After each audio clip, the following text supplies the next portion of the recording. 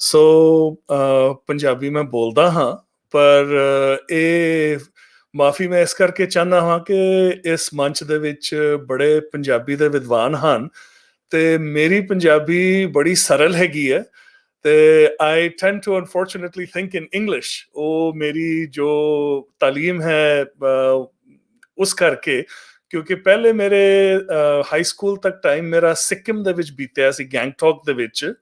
ਫਿਰ ਮੈਂ ਪੜ੍ਹਨ ਵਾਸਤੇ ਰਾਜਸਥਾਨ ਚਲਾ ਗਿਆ ਤੇ ਉਸ ਤੋਂ ਬਾਅਦ 1-2 ਸਾਲ ਇੰਡੀਆ 'ਚ ਮੈਂ ਜੌਬ ਕਰਕੇ ਫਿਰ ਮੈਂ US ਆ ਗਿਆ।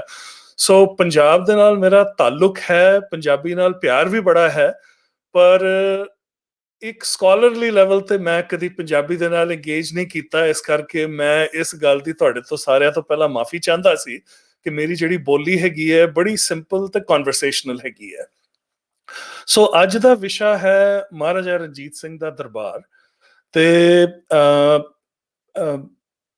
ਤੋਹੀਬ ਜੀ ਨੇ ਜ਼ਿਕਰ ਕੀਤਾ ਸੀ ਮੇਰੀ ਪੁਸਤਕ ਬਾਰੇ, ਜਿਹੜੀ ਕਿ ਸਾਲ ਕੁ ਪਹਿਲਾਂ ਛਪੀ ਸੀ। ਉਸ ਦੇ ਵਿੱਚੋਂ ਮੈਂ ਕੁਝ ਛੋਟੇ ਜਿਹੇ ਐਕਸਰਪਟਸ ਤੁਹਾਡੇ ਵਾਸਤੇ ਪੜਾਂਗਾ। ਪਰ ਪੜਨ ਤੋਂ ਪਹਿਲਾਂ ਮੈਂ ਥੋੜਾ ਜਿਹਾ ਇਹਦੇ ਬਾਰੇ ਦੱਸਣਾ ਚਾਹੁੰਦਾ ਹਾਂ ਕਿ ਇਹ ਕਿਤਾਬ ਕਿਸ ਤਰ੍ਹਾਂ ਲਿਖੀ ਗਈ ਤੇ ਕਿਉਂ ਲਿਖੀ ਗਈ। ਕਿਉਂਕਿ ਇਸ ਗੱਲ ਦੇ ਵਿੱਚ ਕੋਈ ਸ਼ੱਕ ਨਹੀਂ ਕਿ ਮਹਾਰਾਜਾ ਰਣਜੀਤ ਸਿੰਘ ਦੇ ਦਰਬਾਰ ਦੇ ਬਾਰੇ ਕਾਫੀ ਕੁਝ ਲਿਖਿਆ ਜਾ ਚੁੱਕਾ ਹੈ। ਸਭ ਤੋਂ ਪਹਿਲਾਂ ਸੋਹਣ ਲਾਲ ਜੀ ਦੀ ਉਮਦਤ ਤਰੀਖ, ਜਿਹਦੇ ਵਿੱਚ ਬਹੁਤ ਸਾਰਾ ਸਾਨੂੰ ਖਜ਼ਾਨਾ ਲੱਭਦਾ ਹੈਗਾ ਦਰਬਾਰ ਦੇ ਬਾਰੇ, ਦਰਬਾਰ ਦੇ ਵਿੱਚ ਜੋ ਸ਼ਖਸੀਅਤਾਂ ਸਨ ਉਹਨਾਂ ਬਾਰੇ। ਫਿਰ ਹੋਰ ਕਈ ਕਿਤਾਬਾਂ ਲਿਖੀਆਂ ਗਈਆਂ ਹਨ। ਖੁਸ਼ਵੰਤ ਸਿੰਘ ਜੀ ਦੀ ਕਿਤਾਬ ਹੈ, ਸੀਤਾਰਾਮ ਕੋਹਲੀ ਜੀ ਦੀ ਕਿਤਾਬ ਹੈ। ਸੋ ਮੈਂ ਇਹ ਦੱਸਣਾ ਚਾਹੁੰਦਾ ਵਾਂ ਕਿ ਇਹ ਕਿਤਾਬ ਕਿਸ ਤਰ੍ਹਾਂ ਲਿਖੀ ਗਈ ਤੇ ਕਿਉਂ ਲਿਖੀ ਗਈ।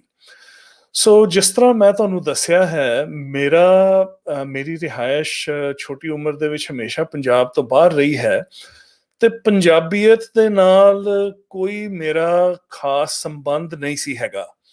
ਇਹ ਇੱਕ ਚੰਬੇ ਦੀ ਗੱਲ ਹੈ ਕਿ 24-25 ਸਾਲ ਦੀ ਉਮਰ ਤੇ ਜਦ ਮੈਂ ਅਮਰੀਕਾ ਆਇਆ, ਹੁਣ ਸ਼ਕਲ ਸੂਰਤ ਮੇਰੀ ਸਿੱਖਾਂ ਵਾਲੀ ਜ਼ਰੂਰ ਸੀ, ਪਰ ਬਸ ਸ਼ਕਲ ਸੂਰਤ ਹੀ ਸੀ, ਹੋਰ ਕੁਝ ਨਹੀਂ ਸੀ।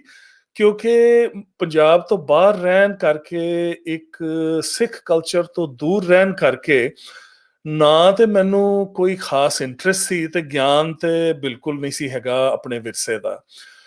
ਸੋ ਕਈ ਵਾਰੀ ਕੀ ਹੁੰਦਾ ਹੈ ਕਿ ਜਦੋਂ ਤੁਸੀਂ ਆਪਣੇ ਕਲਚਰਲ ਕੰਟੈਕਸਟ ਤੋਂ ਬਾਹਰ ਜਾਂਦੇ ਹੋ, ਨਿਕਲਦੇ ਹੋ, ਤੇ ਤੁਹਾਨੂੰ ਉਸ ਦੀ ਕੀਮਤ ਮਹਿਸੂਸ ਹੋਣੀ ਸ਼ੁਰੂ ਹੁੰਦੀ ਹੈ। ਤੇ ਮੇਰੇ ਨਾਲ ਵੀ ਕੁਝ ਐਸਾ ਹੀ ਹੋਇਆ। ਸੋ ਸਮਾਂ ਸਾਡੇ ਕੋਲ ਅੱਜ ਲਿਮਿਟਿਡ ਹੈਗਾ, ਮੈਂ ਸੰਖੇਪ ਵਿੱਚ ਤੁਹਾਨੂੰ ਦੱਸਦਾ ਹਾਂ। ਕੁਝ ਐਸੀ ਸੰਗਤ ਮਿਲੀ ਮੈਨੂੰ ਜਦ ਮੈਂ US ਦੇ ਵਿੱਚ ਆ ਕੇ ਸੈਟਲ ਹੋਇਆ, ਤੇ ਸ਼ੁਰੂਆਤ ਗੁਰਮਤਿ ਸੰਗੀਤ, ਗੁਰਬਾਣੀ ਸੰਗੀਤ ਤੋਂ ਹੀ ਹੋਈ। ਤੇ ਮਨ ਦੇ ਵਿੱਚ ਇੱਕ ਚਾਹ ਉੱਠੀ ਕਿ ਆਪਣੇ ਵਿਰਸੇ ਬਾਰੇ ਵੀ ਥੋੜੀ ਬਹੁਤ ਜਾਣਕਾਰੀ ਹਾਸਲ ਕੀਤੀ ਜਾਏ। ਸੋ ਉਸ ਸਮੇਂ ਮੈਨੂੰ ਗੁਰਮੁਖੀ ਵੀ ਨਹੀਂ ਸੀ ਪੜ੍ਹਨੀ ਆਉਂਦੀ ਤੇ ਮੈਂ ਅੰਗਰੇਜ਼ੀ ਦੀਆਂ ਪੁਸਤਕਾਂ ਭਾਲੀਆਂ। ਮੈਨੂੰ ਖਾਸ ਤੌਰ ਤੇ ਜਿਹੜੀ ਕਨਿੰਘਮ ਦੀ ਪੁਸਤਕ ਲੱਭੀ, ਖੁਸ਼ਵੰਤ ਸਿੰਘ ਦੀ ਹਿਸਟਰੀ ਲੱਭੀ, ਮੈਂ ਪੜ੍ਹਨੀ ਸ਼ੁਰੂ ਕੀਤੀ ਤੇ ਮੇਰਾ ਸਫ਼ਰ ਇੱਕ ਕਿਸਮ ਦੇ ਵਿੱਚ ਉੱਥੋਂ ਸ਼ੁਰੂ ਹੋਇਆ। ਤਕਰੀਬਨ ਮੈਂ ਕਹਾਂਗਾ 30 ਕੁ ਸਾਲ ਪਹਿਲਾਂ US ਆਉਣ ਤੋਂ ਬਾਅਦ। ਸੋ ਜਦ ਮੈਂ ਖਾਸ ਤੌਰ ਤੇ ਕਨਿੰਘਮ ਦੀ ਪੁਸਤਕ ਪੜ੍ਹੀ ਤੇ ਬੜਾ ਕੁਝ ਉਸ ਪੁਸਤਕ ਦੇ ਵਿੱਚ ਹੈਗਾ ਹੈ, ਪਰ ਮੈਂ ਹੁਣ ਫੋਕਸ ਕਰਾਂਗਾ ਮਹਾਰਾਜਾ ਰਣਜੀਤ ਸਿੰਘ ਦੇ ਟਾਈਮ ਤੇ। ਹੁਣ ਮੈਨੂੰ ਉਸ ਟਾਈਮ ਤੇ ਥੋੜਾ ਜਿਹਾ ਅਹਿਸਾਸ ਤੇ ਹੈ ਸੀ ਕਿ ਮਹਾਰਾਜਾ ਰਣਜੀਤ ਸਿੰਘ ਇੱਕ ਸਿੱਖ ਰਾਜਾ ਹੋਇਆ ਹੈ, ਪੰਜਾਬ ਦੇ ਵਿੱਚ, ਲਾਹੌਰ ਦੇ ਵਿੱਚ ਉਸਦਾ ਦਰਬਾਰ ਸੀ। ਪਰ ਉਸ ਤੋਂ ਇਲਾਵਾ ਕੋਈ ਨੂਰ ਹੀਰੇ ਦਾ ਨਾਮ ਮੈਂ ਜ਼ਰੂਰ ਸੁਣਿਆ ਹੋਇਆ ਸੀ, ਸਾਰੀ ਦੁਨੀਆ ਨੇ ਸੁਣਿਆ ਹੋਇਆ, ਪਰ ਉਸ ਤੋਂ ਇਲਾਵਾ ਮੇਰੇ ਕੋਲ ਕੋਈ ਖਾਸ ਮੈਨੂੰ ਨੌਲੇਜ ਨਹੀਂ ਸੀ ਹੈਗਾ। ਤੇ ਜਦ ਮੈਂ ਕਨਿੰਘਮ ਦੀ ਕਿਤਾਬ ਦੇ ਵਿੱਚ ਦਰਬਾਰ ਸਰਕਾਰੇ ਖਾਲਸਾ ਤੇ ਖਾਲਸਾ ਦਰਬਾਰ ਬਾਰੇ ਪੜ੍ਹਿਆ ਤੇ ਪੜ੍ਹ ਕੇ ਮੈਨੂੰ ਅਹਿਸਾਸ ਹੋਇਆ, ਮੈਨੂੰ ਕਾਫੀ ਪੜ੍ਹਨ ਦਾ ਸ਼ੌਕ ਹੈ, ਹਿਸਟਰੀ ਖਾਸ ਕਰਕੇ ਮੈਂ ਬਹੁਤ ਪੜ੍ਹਦਾ ਹੈਗਾ ਵਾਂ। ਤੇ ਮੈਨੂੰ ਅਹਿਸਾਸ ਹੋਇਆ ਕਿ ਇਹ ਜਿਹੜੀ ਉਸ ਟਾਈਮ ਦੀ ਹਿਸਟਰੀ ਹੈ, ਇਹ ਬੜੀ ਦਿਲਚਸਪ ਹੈ ਤੇ ਹੋਰ ਦੁਨੀਆ ਦੇ ਹੋਰ ਥਾਵਾਂ ਦੀ ਹਿਸਟਰੀ, ਹੋਰ ਟਾਈਮ ਪੀਰੀਅਡਸ ਦੀ ਹਿਸਟਰੀ ਨਾਲੋਂ ਕਿਸੇ ਪਾਸਿਓਂ ਘੱਟ ਦਿਲਚਸਪ ਨਹੀਂ ਹੈਗੀ। ਤੇ ਮੇਰੇ ਮਨ ਦੇ ਵਿੱਚ ਖਿਆਲ ਆਇਆ ਕਿ ਇਸ ਦੇ ਵਿਸ਼ੇ ਤੇ ਜ਼ਰੂਰ ਕੋਈ ਨਾ ਕੋਈ ਇੱਕ ਅੱਛਾ TV ਸੀਰੀਜ਼ ਬਣਨੀ ਚਾਹੀਦੀ ਹੈ। ਜਿਸ ਤਰ੍ਹਾਂ ਕਿ ਜੇ ਤੁਹਾਨੂੰ ਸ਼ੌਕ ਹੈ ਹਿਸਟੋਰੀਕਲ ਟੈਲੀਵਿਜ਼ਨ ਦੇਖਣ ਦਾ, ਟਰਕੀ ਦੇ ਵਿੱਚ ਮੈਗਨੀਫੀਸੈਂਟ ਸੈਂਚੁਰੀ ਇੱਕ ਸੀਰੀਜ਼ ਬਣੀ, ਯੂਕੇ ਦੇ ਵਿੱਚ ਟਿਊਡਰਸ ਇੱਕ ਸੀਰੀਜ਼ ਬੜੀ ਅੱਛੀ ਬਣੀ ਹੈਨਰੀ ਦੀ 8th ਬਾਰੇ। ਤੇ ਉਦੋਂ ਮਹਿਸੂਸ ਹੋਇਆ ਕਿ ਇਸ ਤਰ੍ਹਾਂ ਦਾ ਮਟੀਰੀਅਲ ਮਹਾਰਾਜਾ ਰਣਜੀਤ ਸਿੰਘ ਦੇ ਦਰਬਾਰ ਬਾਰੇ ਵੀ ਤਿਆਰ ਹੋਣਾ ਚਾਹੀਦਾ ਹੈ। ਸੋ ਉਸ ਟਾਈਮ ਤੇ ਮੈਂ ਬੱਚਿਆਂ ਨੂੰ ਸਿੱਖ ਹਿਸਟਰੀ ਸਿਖਾਣੀ ਸ਼ੁਰੂ ਕੀਤੀ ਸੀ। ਤੇ ਹਿਸਟਰੀ ਇੱਕ ਬੜਾ ਰੁੱਖਾ ਵਿਸ਼ਾ ਹੈ ਤੇ ਬੱਚਿਆਂ ਵਾਸਤੇ ਖਾਸ ਕਰਕੇ ਬੜੀ ਦਿੱਕਤ ਹੁੰਦੀ ਹੈ ਹਿਸਟਰੀ ਉਹਨਾਂ ਨੂੰ ਪੜ੍ਹਨੀ ਪੜ੍ਹਾਣੀ। ਸੋ ਉਦੋਂ ਮੈਨੂੰ ਖਿਆਲ ਆਇਆ ਕਿ ਕਿਉਂ ਨਾ ਇੱਕ ਛੋਟਾ ਜਿਹਾ ਨਾਟਕ ਤਿਆਰ ਕੀਤਾ ਜਾਏ ਮਹਾਰਾਜਾ ਰਣਜੀਤ ਸਿੰਘ ਦੇ ਦਰਬਾਰ ਦੇ ਬਾਰੇ, ਜਿਹਦੇ ਰਾਹੀਂ ਬੱਚਿਆਂ ਨੂੰ ਇਸ ਇਤਿਹਾਸ ਦੇ ਨਾਲ ਵਾਕਿਫ ਕੀਤਾ ਜਾਏ। ਸੋ ਉੱਥੋਂ ਇਹ ਸ਼ੁਰੂਆਤ ਹੋਈ ਤੇ ਉੱਥੋਂ ਮੇਰੀ ਖੋਜ ਦੀ ਸ਼ੁਰੂਆਤ ਹੋਈ। ਤੇ ਅਸੀਂ ਡਰਾਮਾ ਵੀ ਤਿਆਰ ਕੀਤਾ, ਉਹਨੂੰ ਪੇਸ਼ ਵੀ ਕੀਤਾ, ਰਿਸਪੌਂਸ ਬੜਾ ਅੱਛਾ ਹੈਗਾ ਸੀ। ਤੇ ਫਿਰ ਉਸ ਪ੍ਰੇਰਨਾ ਤੋਂ ਮੈਂ ਫਿਰ ਡੂੰਘੀ ਖੋਜ ਕਰਨੀ ਸ਼ੁਰੂ ਕੀਤੀ ਮਹਾਰਾਜਾ ਰਣਜੀਤ ਸਿੰਘ ਦੇ ਦਰਬਾਰ ਬਾਰੇ। ਹੁਣ ਜੇ 20 ਸਾਲ ਪਹਿਲਾਂ ਮੈਂ ਕਿਤਾਬ ਲਿਖਣਾ ਚਾਹੁੰਦਾ ਤੇ ਸ਼ਾਇਦ ਲਿਖਣੀ ਮੇਰੇ ਵਾਸਤੇ ਬੜੀ ਮੁਸ਼ਕਿਲ ਹੋਣੀ ਸੀ, ਕਿਉਂਕਿ ਮੈਂ ਨਾ ਤੇ ਸਕਾਲਰ ਹੈਗਾ ਵਾਂ, ਨਾ ਹੀ ਹਿਸਟੋਰੀਅਨ ਹਾਂ ਤੇ ਨਾ ਹੀ ਰਿਸਰਚਰ ਹਾਂ। ਮੇਰਾ ਵਿਸ਼ਾ actually electrical engineering computer science ਹੈ। ਤੇ ਬਹੁਤ ਸਾਰੇ ਸਾਲ ਮੈਂ ਉਹਨਾਂ ਫੀਲਡਸ ਦੇ ਵਿੱਚ ਹੀ ਲਾਏ ਆਪਣੇ ਕੈਰੀਅਰ ਦੇ ਵਿੱਚ। ਪਰ ਤਕਰੀਬਨ 10-15 ਸਾਲ ਪਹਿਲਾਂ ਬਹੁਤ ਸਾਰੀਆਂ ਪੁਰਾਣੀਆਂ ਪੁਸਤਕਾਂ ਦੀ ਡਿਜੀਟਾਈਜੇਸ਼ਨ ਸ਼ੁਰੂ ਹੋ ਗਈ। ਉਦੋਂ ਤੱਕ ਕੁਝ ਪੁਸਤਕਾਂ ਵੈਸੇ ਮੈਂ ਹਾਸਿਲ ਵੀ ਕਰ ਲਈਆਂ ਸੀ ਪੰਜਾਬ ਤੋਂ ਜਦੋਂ ਮੈਂ ਜਾਂਦਾ ਹੁੰਦਾ ਸੀ, ਪਰ ਉਸ ਤੋਂ ਇਲਾਵਾ ਮੈਨੂੰ ਬਹੁਤ ਸਾਰੀਆਂ ਪੁਸਤਕਾਂ ਦੀਆਂ ਡਿਜੀਟਲ ਕਾਪੀਜ਼ ਮਿਲੀਆਂ। ਖਾਸ ਕਰਕੇ ਉਹਨਾਂ ਟਰੈਵਲਰਸ ਦੇ ਅਕਾਊਂਟਸ ਜਿਹੜੇ ਕਿ ਮਹਾਰਾਜਾ ਰਣਜੀਤ ਸਿੰਘ ਦੇ ਦਰਬਾਰ ਦੇ ਵਿੱਚ ਉਸ ਵੇਲੇ ਆਏ ਸਨ। ਖਾਸ ਕਰਕੇ ਮਹਾਰਾਜਾ ਰਣਜੀਤ ਸਿੰਘ ਦੇ ਦਰਬਾਰ ਦੇ ਆਖਰੀ 10-15 ਸਾਲਾਂ ਦੇ ਵਿੱਚ ਫਰਾਂਸ, ਹੰਗਰੀ, ਜਰਮਨੀ, ਅਮਰੀਕਾ, ਇੰਗਲੈਂਡ, ਸਕਾਟਲੈਂਡ, ਆਇਰਲੈਂਡ ਤੋਂ ਤਾਂ ਖੈਰ ਆਉਂਦੇ ਹੀ ਸਨ, ਕਿਉਂਕਿ ਉਸ ਟਾਈਮ ਤੇ ਈਸਟ ਇੰਡੀਆ ਕੰਪਨੀ ਦੀ ਹਕੂਮਤ ਸੀ ਬਾਕੀ ਹਿੰਦੁਸਤਾਨ ਦੇ ਵਿੱਚ। ਸੋ ਬਹੁਤ ਸਾਰੇ ਸ਼ਖਸ ਆਏ ਤੇ ਉਹਨਾਂ ਨੇ ਕਈ ਪੁਸਤਕਾਂ ਲਿਖੀਆਂ ਜਿਹਦੇ ਵਿੱਚ ਉਹਨਾਂ ਨੇ ਵਰਣਨ ਕੀਤਾ, ਬਿਆਨ ਕੀਤਾ, ਉਹਨਾਂ ਨੇ ਕੀ ਕੁਝ ਦਰਬਾਰ ਦੇ ਵਿੱਚ ਦੇਖਿਆ, ਕਿਹੜੀਆਂ ਸ਼ਖਸੀਅਤਾਂ ਦਰਬਾਰ ਦੇ ਵਿੱਚ ਮੌਜੂਦ ਸਨ। ਸੋ ਇਹ ਬਹੁਤ ਸਾਰਾ ਮਟੀਰੀਅਲ ਹਾਸਿਲ ਕਰਕੇ ਇਹ ਕਿਤਾਬ ਮੈਂ ਤਿਆਰ ਕੀਤੀ, ਕੈਮਲ ਮਰਚੈਂਟ ਆਫ ਫਿਲਾਡੈਲਫੀਆ। ਤੇ ਇਸ ਦੇ ਵਿੱਚ ਮੇਰੀ ਕੋਸ਼ਿਸ਼ ਇਹ ਸੀ ਕਿ ਲਿਖਣਾ ਤੇ ਜ਼ਰੂਰ ਮਹਾਰਾਜਾ ਰਣਜੀਤ ਸਿੰਘ ਦੇ ਬਾਰੇ ਸੀ, ਪਰ ਮੈਨੂੰ ਮਹਿਸੂਸ ਹੋਇਆ ਕਿ ਕਈ ਐਸੀਆਂ ਸ਼ਖਸੀਅਤਾਂ ਸਨ ਦਰਬਾਰ ਦੇ ਵਿੱਚ ਜਿਨ੍ਹਾਂ ਬਾਰੇ ਹਿਸਟੋਰੀਅਨਸ ਤੇ ਸਕਾਲਰਸ ਤੇ ਜ਼ਰੂਰ ਜਾਣਦੇ ਨੇ, ਪਰ ਜਿਹੜਾ ਆਮ ਇਨਸਾਨ ਹੈ ਉਸ ਨੂੰ ਇਹਨਾਂ ਬਾਰੇ ਕੁਝ ਜ਼ਿਆਦਾ ਗਿਆਨ ਨਹੀਂ ਹੈਗਾ। ਤੇ ਇਹਨਾਂ ਦੀਆਂ ਸ਼ਖਸੀਅਤਾਂ ਵੀ ਐਸੀਆਂ ਹਨ ਕਿ ਦੇ ਡਿਜ਼ਰਵ ਟੂ ਬੀ ਨੋਨ। ਸੋ ਉਸ ਨੀਅਤ ਦੇ ਨਾਲ ਇਹ ਪੁਸਤਕ ਮੈਂ ਲਿਖੀ ਮਹਾਰਾਜਾ ਰਣਜੀਤ ਸਿੰਘ ਦੇ ਬਾਰੇ ਨਹੀਂ, ਲੇਕਿਨ ਉਹਨਾਂ ਸ਼ਖਸੀਅਤਾਂ ਬਾਰੇ ਜਿਹੜੀਆਂ ਕਿ ਉਹਨਾਂ ਦੇ ਦਰਬਾਰ ਦੇ ਵਿੱਚ ਮੌਜੂਦ ਸਨ। ਤੇ ਜਦੋਂ ਅਸੀਂ ਇਹਨਾਂ ਦਾ ਇੰਟਰੈਕਸ਼ਨ ਦੇਖਦੇ ਹਾਂ ਮਹਾਰਾਜਾ ਦੇ ਨਾਲ, ਉਸ ਇੰਟਰੈਕਸ਼ਨ ਦੇ ਰਾਹੀਂ ਸਾਨੂੰ ਇੱਕ ਮਹਾਰਾਜਾ ਦੀ ਬੜੀ ਇੱਕ ਕਿਸਮ ਦੀ ਕੰਪਲੈਕਸ ਸਾਨੂੰ ਪੋਰਟਰੇਟ ਨਜ਼ਰ ਆਉਂਦੀ ਹੈਗੀ ਹੈ। ਸੋ ਆ ਕੈਮਲ ਮਰਚੈਂਟ ਆਫ ਫਿਲਾਡੈਲਫੀਆ ਹੈ। ਤੇ ਇਸ ਇੰਟਰੋਡਕਸ਼ਨ ਦੇ ਨਾਲ ਮੈਂ ਥੋੜੇ ਜਿਹੇ ਐਕਸਰਪਟਸ ਤੁਹਾਡੇ ਵਾਸਤੇ ਪੜਾਂਗਾ ਤੇ ਫਿਰ ਆਪਾਂ ਫਿਰ ਡਿਸਕਸ਼ਨ ਦੇ ਵਿੱਚ ਆ ਜਾਵਾਂਗੇ। ਸੋ ਹੁਣ ਅਸੀਂ ਜਾਣਦੇ ਹਾਂ ਤਕਰੀਬਨ 1798-99 ਦੇ ਟਾਈਮ ਤੇ। ਸੋ ਇੱਕ ਥੋੜਾ ਜਿਹਾ ਕੰਟੈਕਸਟ ਸੈੱਟ ਕਰਨ ਵਾਸਤੇ ਮੈਂ ਸ਼ੇਅਰ ਕਰਨਾ ਚਾਹਾਂਗਾ ਤੁਹਾਡੇ ਤੋਂ, ਜਿਹੜੇ ਹਿਸਟੋਰੀਅਨਸ ਨੇ ਉਹ ਤੇ ਇਹਨਾਂ ਗੱਲਾਂ ਨੂੰ ਬੜੀ ਅੱਛੀ ਤਰ੍ਹਾਂ ਜਾਣਦੇ ਹਨ। ਲੇਕਿਨ ਉਸ ਟਾਈਮ ਤੇ ਮੁਗਲ ਹਕੂਮਤ, ਜਿਹਨੇ ਕਿ ਹਿੰਦੁਸਤਾਨ ਦੇ ਵਿੱਚ ਤਕਰੀਬਨ 200 ਸਾਲਾਂ ਤੋਂ ਰਾਜ ਜਿਹੜੀ ਕਰ ਰਹੀ ਸੀ, ਉਹ ਉਸ ਟਾਈਮ ਤੇ ਕਾਫੀ ਕਮਜ਼ੋਰ ਹੋ ਚੁੱਕੀ ਸੀ। ਵਜ੍ਹਾ ਸਭ ਤੋਂ ਵੱਡੀ ਇਹ ਸੀ ਕਿ ਜਦ ਮੁਹੰਮਦ ਸ਼ਾਹ ਰੰਗੀਲੇ 1739 ਦੀ ਗੱਲ ਹੈ, ਜਦੋਂ ਉਹ ਤਖਤੇ ਤੌਸ ਤੇ ਬੈਠਾ ਸੀ, ਉਸ ਵੇਲੇ ਈਰਾਨ ਤੋਂ ਨਾਦਰ ਸ਼ਾਹ ਦਾ ਹਮਲਾ ਹੋਇਆ ਤੇ ਨਾਦਰ ਸ਼ਾਹ ਨੇ ਦਿੱਲੀ ਦੇ ਉੱਤੇ ਕਬਜ਼ਾ ਕੀਤਾ ਤੇ ਬਹੁਤ ਸਾਰੀ ਜੋ ਹੀਰੇ ਜਵਾਹਰਾਤ, ਜੋ ਰਾਇਲ ਟ੍ਰੈਜਰੀ ਸੀ ਮੁਗਲਾਂ ਦੀ, ਉਹ ਲੁੱਟ ਕੇ ਲੈ ਗਿਆ। ਨਾਦਰ ਸ਼ਾਹ ਦੇ ਚਲੇ ਜਾਣ ਤੋਂ ਬਾਅਦ ਉਸ ਦਾ ਇੱਕ ਸੂਬੇਦਾਰ ਅਹਿਮਦ ਸ਼ਾਹ ਦੁਰਾਨੀ, ਉਸਨੇ ਖੁਰਾਸਾਨ ਦੇ ਉੱਤੇ ਕਬਜ਼ਾ ਕਰ ਲਿਆ ਤੇ ਉੱਥੇ ਉਹਨੇ ਆਪਣੀ ਇੱਕ ਰਿਆਸਤ ਉੱਥੇ ਐਸਟੈਬਲਿਸ਼ ਕੀਤੀ, ਜਿਹੜੀ ਕਿ ਬਾਅਦ ਦੇ ਵਿੱਚ ਜਾ ਕੇ ਅਫਗਾਨਿਸਤਾਨ ਬਣੀ। ਸੋ ਆਪਣੇ ਲਾਈਫ ਟਾਈਮ ਦੇ ਵਿੱਚ ਅਹਿਮਦ ਸ਼ਾਹ ਦੁਰਾਨੀ, ਜਿਹਨੂੰ ਅਹਿਮਦ ਸ਼ਾਹ ਅਬਦਾਲੀ ਵੀ ਕਹਿੰਦੇ ਸਨ, 9 ਵਾਰੀ ਹਿੰਦੁਸਤਾਨ ਤੇ ਹਮਲੇ ਕੀਤੇ ਤੇ ਮੁਗਲ ਹਕੂਮਤ ਪਹਿਲਾਂ ਹੀ ਕਮਜ਼ੋਰ ਹੋ ਚੁੱਕੀ ਸੀ, ਹੋਰ ਕਮਜ਼ੋਰ ਹੁੰਦੀ ਗਈ। ਹਮਲਿਆਂ ਦਾ ਨਤੀਜਾ ਇਹ ਹੋਇਆ ਕਿ 1798 ਦੇ ਸਮੇਂ ਤੱਕ ਪੰਜਾਬ ਦੇ ਵਿੱਚ ਮੁਗਲ ਹਕੂਮਤ ਦਾ ਸਿਰਫ ਇੱਕ ਨਾਂ ਹੀ ਰਹਿ ਗਿਆ ਸੀ ਤੇ ਉਸ ਟਾਈਮ ਤੇ ਜੋ ਪੰਜਾਬ ਦਾ ਕੰਟਰੋਲ ਹੈਗਾ ਸੀ ਉਹ ਸਿੱਖ ਮਿਸਲਾਂ ਦੇ ਹੱਥ ਦੇ ਵਿੱਚ ਸੀ। ਮਿਸਲਾਂ ਕਨਫੈਡਰੇਸੀ ਸਨ, ਕਈ ਵੱਡੀਆਂ ਕਈ ਛੋਟੀਆਂ। ਇਹਨਾਂ ਦੇ ਪੰਜਾਬ ਦੇ ਵੱਖ-ਵੱਖ ਇਲਾਕਿਆਂ ਦੇ ਵਿੱਚ ਇਹਨਾਂ ਦਾ ਜ਼ੋਰ ਸੀ। ਕੁਝ ਮਿਸਲਾਂ ਇਹਨਾਂ ਤੋਂ ਬੜੀਆਂ ਵੱਡੀਆਂ ਤੇ ਤਾਕਤਵਰ ਸਨ, ਜਿਸ ਤਰ੍ਹਾਂ ਕਿ ਭੰਗੀ ਮਿਸਲ, ਕਨਈਆ ਮਿਸਲ, ਤੇ ਇੱਕ ਬੜੀ ਛੋਟੀ ਜੀ ਮਿਸਲ ਗੁਜਰਾਤ ਗੁਜਰਾਂਵਾਲਾ ਦੇ ਨੇੜੇ ਤੇੜੇ ਸ਼ੁਕਰ ਚੱਕੀਆਂ ਦੀ ਮਿਸਲ ਸੀ, ਜਿਸ ਦਾ ਸਰਦਾਰ ਸੀ ਮਹਾ ਸਿੰਘ। ਸੋ ਉਸ ਟਾਈਮ ਤੇ ਮਹਾ ਸਿੰਘ ਦਾ ਬੇਟਾ ਸ਼ੁਕਰ ਚੱਕੀਆ ਮਿਸਲ ਦਾ ਮਿਸਲਦਾਰ ਸੀ, ਉਸ ਦਾ ਨਾਮ ਰਣਜੀਤ ਸਿੰਘ ਸੀ। ਤੇ ਸਮਝੋ ਕਿ 12 ਜਿਹੜੀਆਂ ਮਿਸਲਾਂ ਪੰਜਾਬ ਤੇ ਹਕੂਮਤ ਕਰਦੀਆਂ ਸਨ, ਫਾਰਮਲੀ ਨਹੀਂ ਡੀ ਫੈਕਟੋ ਹਕੂਮਤ ਕਰਦੀਆਂ ਸਨ, ਉਹਨਾਂ ਦੀਆਂ ਸਭ ਤੋਂ ਛੋਟੀਆਂ ਮਿਸਲਾਂ ਚੋਂ ਸੀ ਸ਼ੁਕਰ ਚੱਕੀਆ ਮਿਸਲ। ਸੋ ਸ਼ੁਕਰ ਚੱਕੀਆ ਮਿਸਲ ਦੇ ਰਣਜੀਤ ਸਿੰਘ ਦਾ ਵਿਆਹ ਕਨਈਆ ਮਿਸਲ ਦੇ ਜਿਹੜੇ ਸਰਦਾਰ ਸਨ, ਉਹਨਾਂ ਦੀ ਪੋਤਰੀ ਮਹਿਤਾਬ ਕੌਰ ਦੇ ਨਾਲ ਹੋਇਆ ਸੀ।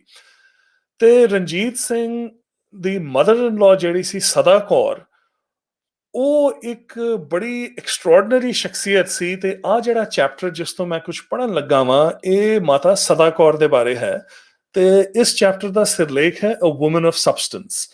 ਸੋ ਸਮਾਂ 1798 ਦੇ ਨੇੜੇ ਤੇੜੇ ਦਾ ਹੈ। ਉਸ ਟਾਈਮ ਤੇ ਕਾਬੁਲ ਦੇ ਤਖਤ ਤੇ ਬੈਠਾ ਹੈ ਸ਼ਾਹ ਜ਼ਮਨ, ਜਿਹੜਾ ਕਿ ਅਹਿਮਦ ਸ਼ਾਹ ਅਬਦਾਲੀ ਦਾ ਪੋਤਰਾ ਹੈ। ਅਹਿਮਦ ਸ਼ਾਹ ਅਬਦਾਲੀ ਦੇ ਜਾਣ ਤੋਂ ਬਾਅਦ ਹਕੂਮਤ ਉਸ ਦੇ ਪੁੱਤਰ ਤੈਮੂਰ ਦੇ ਕੋਲ ਜਾਂਦੀ ਹੈ ਤੇ ਤੈਮੂਰ ਜ਼ਿਆਦਾ ਤਾਕਤਵਰ ਰਾਜਾ ਨਹੀਂ, ਤੇ ਤੈਮੂਰ ਦੇ ਟਾਈਮ ਤੇ ਪੰਜਾਬ ਤਕਰੀਬਨ ਅਫਗਾਨਾਂ ਦੇ ਹੱਥੋਂ ਨਿਕਲ ਜਾਂਦਾ ਹੈ। ਸੋ ਸ਼ਾਹ ਜ਼ਮਨ ਨੂੰ ਖਿਆਲ ਆਉਂਦਾ ਹੈ ਕਿ ਜੋ ਮੇਰੇ ਦਾਦੇ ਨੇ ਹਕੂਮਤ ਕਾਇਮ ਕੀਤੀ ਸੀ ਪੰਜਾਬ ਤੇ, ਉਸ ਨੂੰ ਮੈਂ ਦੁਬਾਰਾ ਕਾਇਮ ਕਰਾਂ, ਤੇ ਉਹ ਪੰਜਾਬ ਤੇ ਹਮਲਾ ਕਰਦਾ ਹੈ। ਸੋ ਇਹ ਇਸ ਕੰਟੈਕਸਟ ਦੇ ਨਾਲ ਮੈਂ ਥੋੜੇ ਜਿਹੇ ਐਕਸਰਪਟਸ ਪੜ੍ਹਨਾ ਚਾਹੁੰਦਾ ਹਾਂ ਤੁਹਾਡੇ ਵਾਸਤੇ। The year was 1798. The scourge of Punjab, the mighty Ahmad Shah Durrani, was long dead, and his depredations were starting to turn into distant memories. Sohanlal, in his work Umdat at-Tariq, talks of the owl-like shadow of Shah Zaman spreading over Punjab as he stood at the head of a well-equipped force of 30,000. Things did not look good for the Sikhs. ਹੁਣ ਉਸ time ਤੇ ਸਿੱਖਾਂ ਦਾ ਲੜਨ ਦਾ ਤਰੀਕਾ ਐਸਾ ਸੀ, ਉਹਨਾਂ ਨੂੰ ਅਹਿਸਾਸ ਸੀ ਕਿ ਅਸੀਂ ਅਫਗਾਨਾਂ ਦੀ ਵੱਡੀ ਫੌਜ ਦੇ ਨਾਲ ਸਿੱਧਾ ਮੁਕਾਬਲਾ ਨਹੀਂ ਕਰ ਸਕਦੇ। ਸਿੱਖ ਇਤਿਹਾਸਕਾਰ ਰਤਨ ਸਿੰਘ ਭੰਗੂ ਪੰਥ ਪ੍ਰਕਾਸ਼ ਦੇ ਵਿੱਚ ਲਿਖਦੇ ਹਨ, हमको नठना गुरु बताया, 2.5 फट में फट गिनाया, दैता ते देवते भज गए, अपनो देश लै फिर भय। ਇਹਦਾ ਟ੍ਰਾਂਸਲੇਸ਼ਨ ਕਿਉਂਕਿ ਪੁਰਾਤਨ ਬ੍ਰਜ ਭਾਸ਼ਾ ਦੇ ਵਿੱਚ ਹੈ। The Guru taught us to cut and run, return to fight, give quarter none, retreated to the mighty gods from demons faced with terrible odds. ਸੋ ਇਹ 2.5 ਫੱਟ ਦਾ ਜ਼ਿਕਰ ਰਤਨ ਸਿੰਘ ਭੰਗੂ ਨੇ ਕੀਤਾ ਹੈ। ਇਹ ਉਸ ਟਾਈਮ ਤੇ ਸਿੱਖਾਂ ਦੇ ਲੜਨ ਦਾ ਤਰੀਕਾ ਸੀ। 2.5 ਫੱਟ ਤੋਂ ਮਤਲਬ ਉਹ ਦੁਸ਼ਮਣ ਤੇ ਹਮਲਾ ਕਰਦੇ ਸੀ, ਫਿਰ ਭੱਜ ਜਾਂਦੇ ਸੀ, ਤੇ ਜਦ ਦੁਸ਼ਮਣ ਉਹਨਾਂ ਦਾ ਪਿੱਛਾ ਕਰਦੇ ਸੀ, ਫਿਰ ਉਹ ਵਾਪਸ ਮੁੜ ਕੇ ਫੇਵਰੇਬਲ ਟਰੇਨ ਦੇ ਵਿੱਚ ਉਹਨਾਂ ਤੇ ਦੁਬਾਰਾ ਹਮਲਾ ਕਰਦੇ ਸੀ। ਸੋ ਜਦ ਵੀ ਅਫਗਾਨ ਆਉਂਦੇ ਸਨ, ਸਾਰੇ ਸਿੱਖ ਸਰਦਾਰ ਆਪਣੀਆਂ ਫੌਜਾਂ ਨੂੰ ਲੈ ਕੇ ਗਾਇਬ ਹੋ ਜਾਂਦੇ ਸਨ ਪਹਾੜਾਂ ਦੇ ਵਿੱਚ, ਜੰਗਲਾਂ ਦੇ ਵਿੱਚ, ਤੇ ਜਦੋਂ ਅਫਗਾਨ ਵਾਪਸ ਜਾਂਦੇ ਸਨ, ਉਦੋਂ ਉਹ ਵਾਰ ਕਰਦੇ ਸਨ। ਸੋ ਇਸ ਟਾਈਮ ਵੀ ਅਈਓ ਫੈਸਲੇ ਲਏ ਜਾਣ ਲੱਗੇ ਸਨ। ਸ੍ਰੀ ਹਰਮੰਦਰ ਸਾਹਿਬ ਦੇ ਵਿੱਚ ਸਾਰੇ ਸਿੱਖ ਸਰਦਾਰ ਇਕੱਠੇ ਹੋਏ ਸਨ ਤੇ ਫੈਸਲਾ ਲਿਆ ਜਾ ਰਿਹਾ ਸੀ ਕਿ ਦੁਬਾਰਾ ਤੋਂ ਸ਼ਾਹ ਜ਼ਮਨ ਆਇਆ ਹੈ ਵੱਡੀ ਫੌਜ ਲੈ ਕੇ, ਕੀ ਕੀਤਾ ਜਾਏ।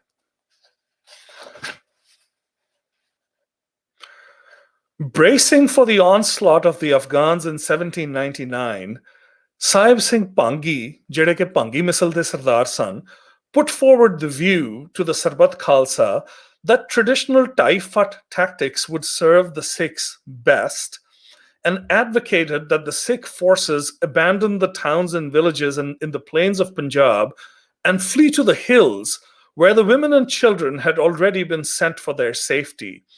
The council was coming around to embracing Sahib Singh Pangi's response to Shah Zaman, and then something happened that would change the course of the history of Punjab.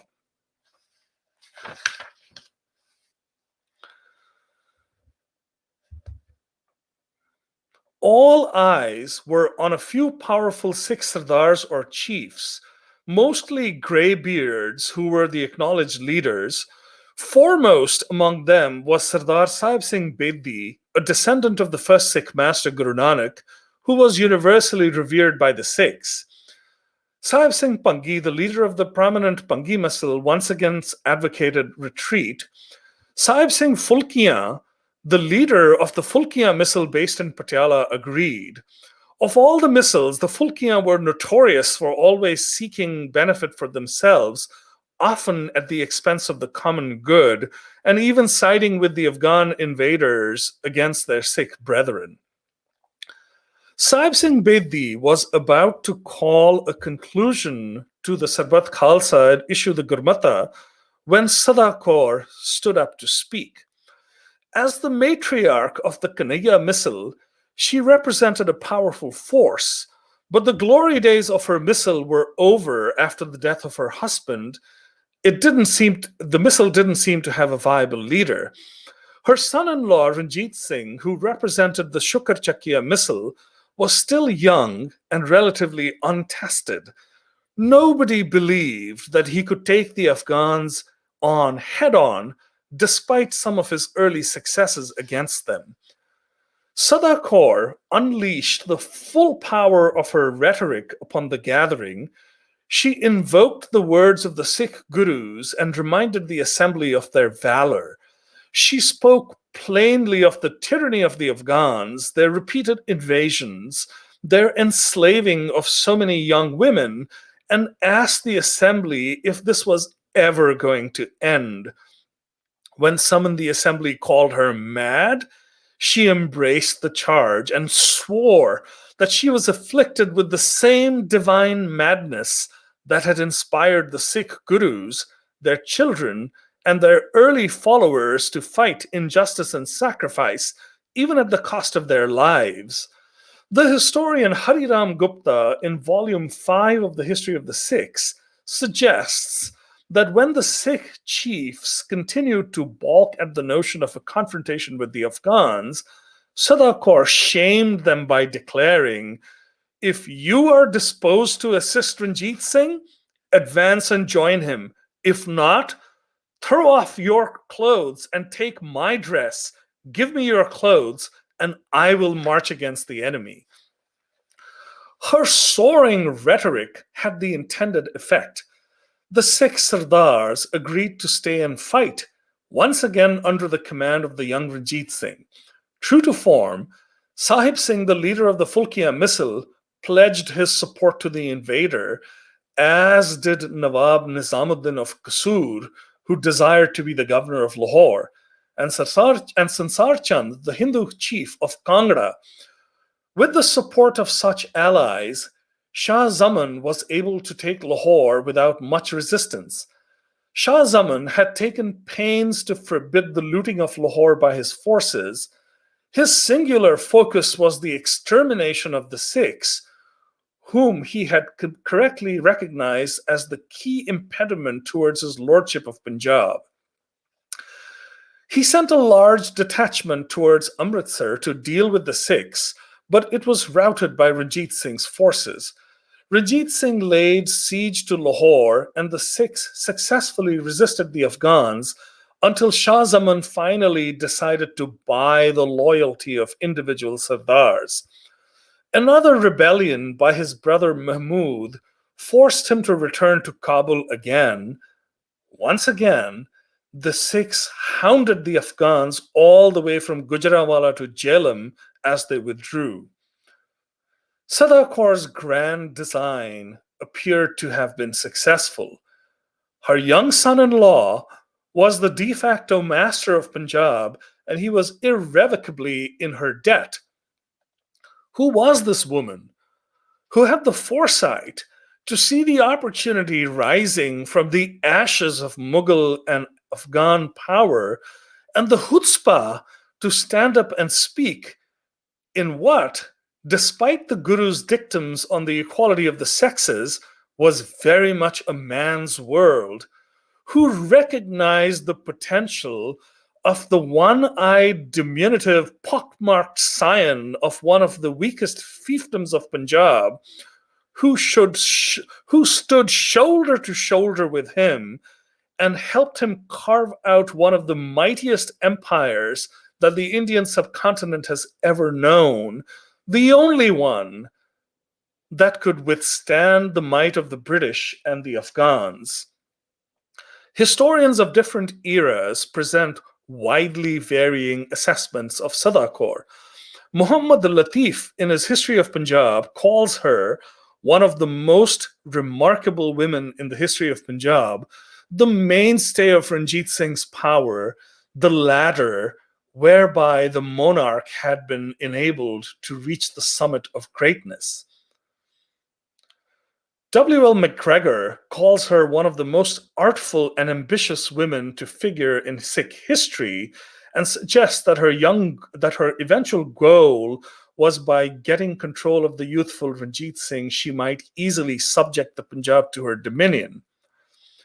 While there seems to be startling consensus about the significant role that Sada Kaur played in Ranjit Singh's rise, she is hardly a household name. Who exactly was Sada Kaur?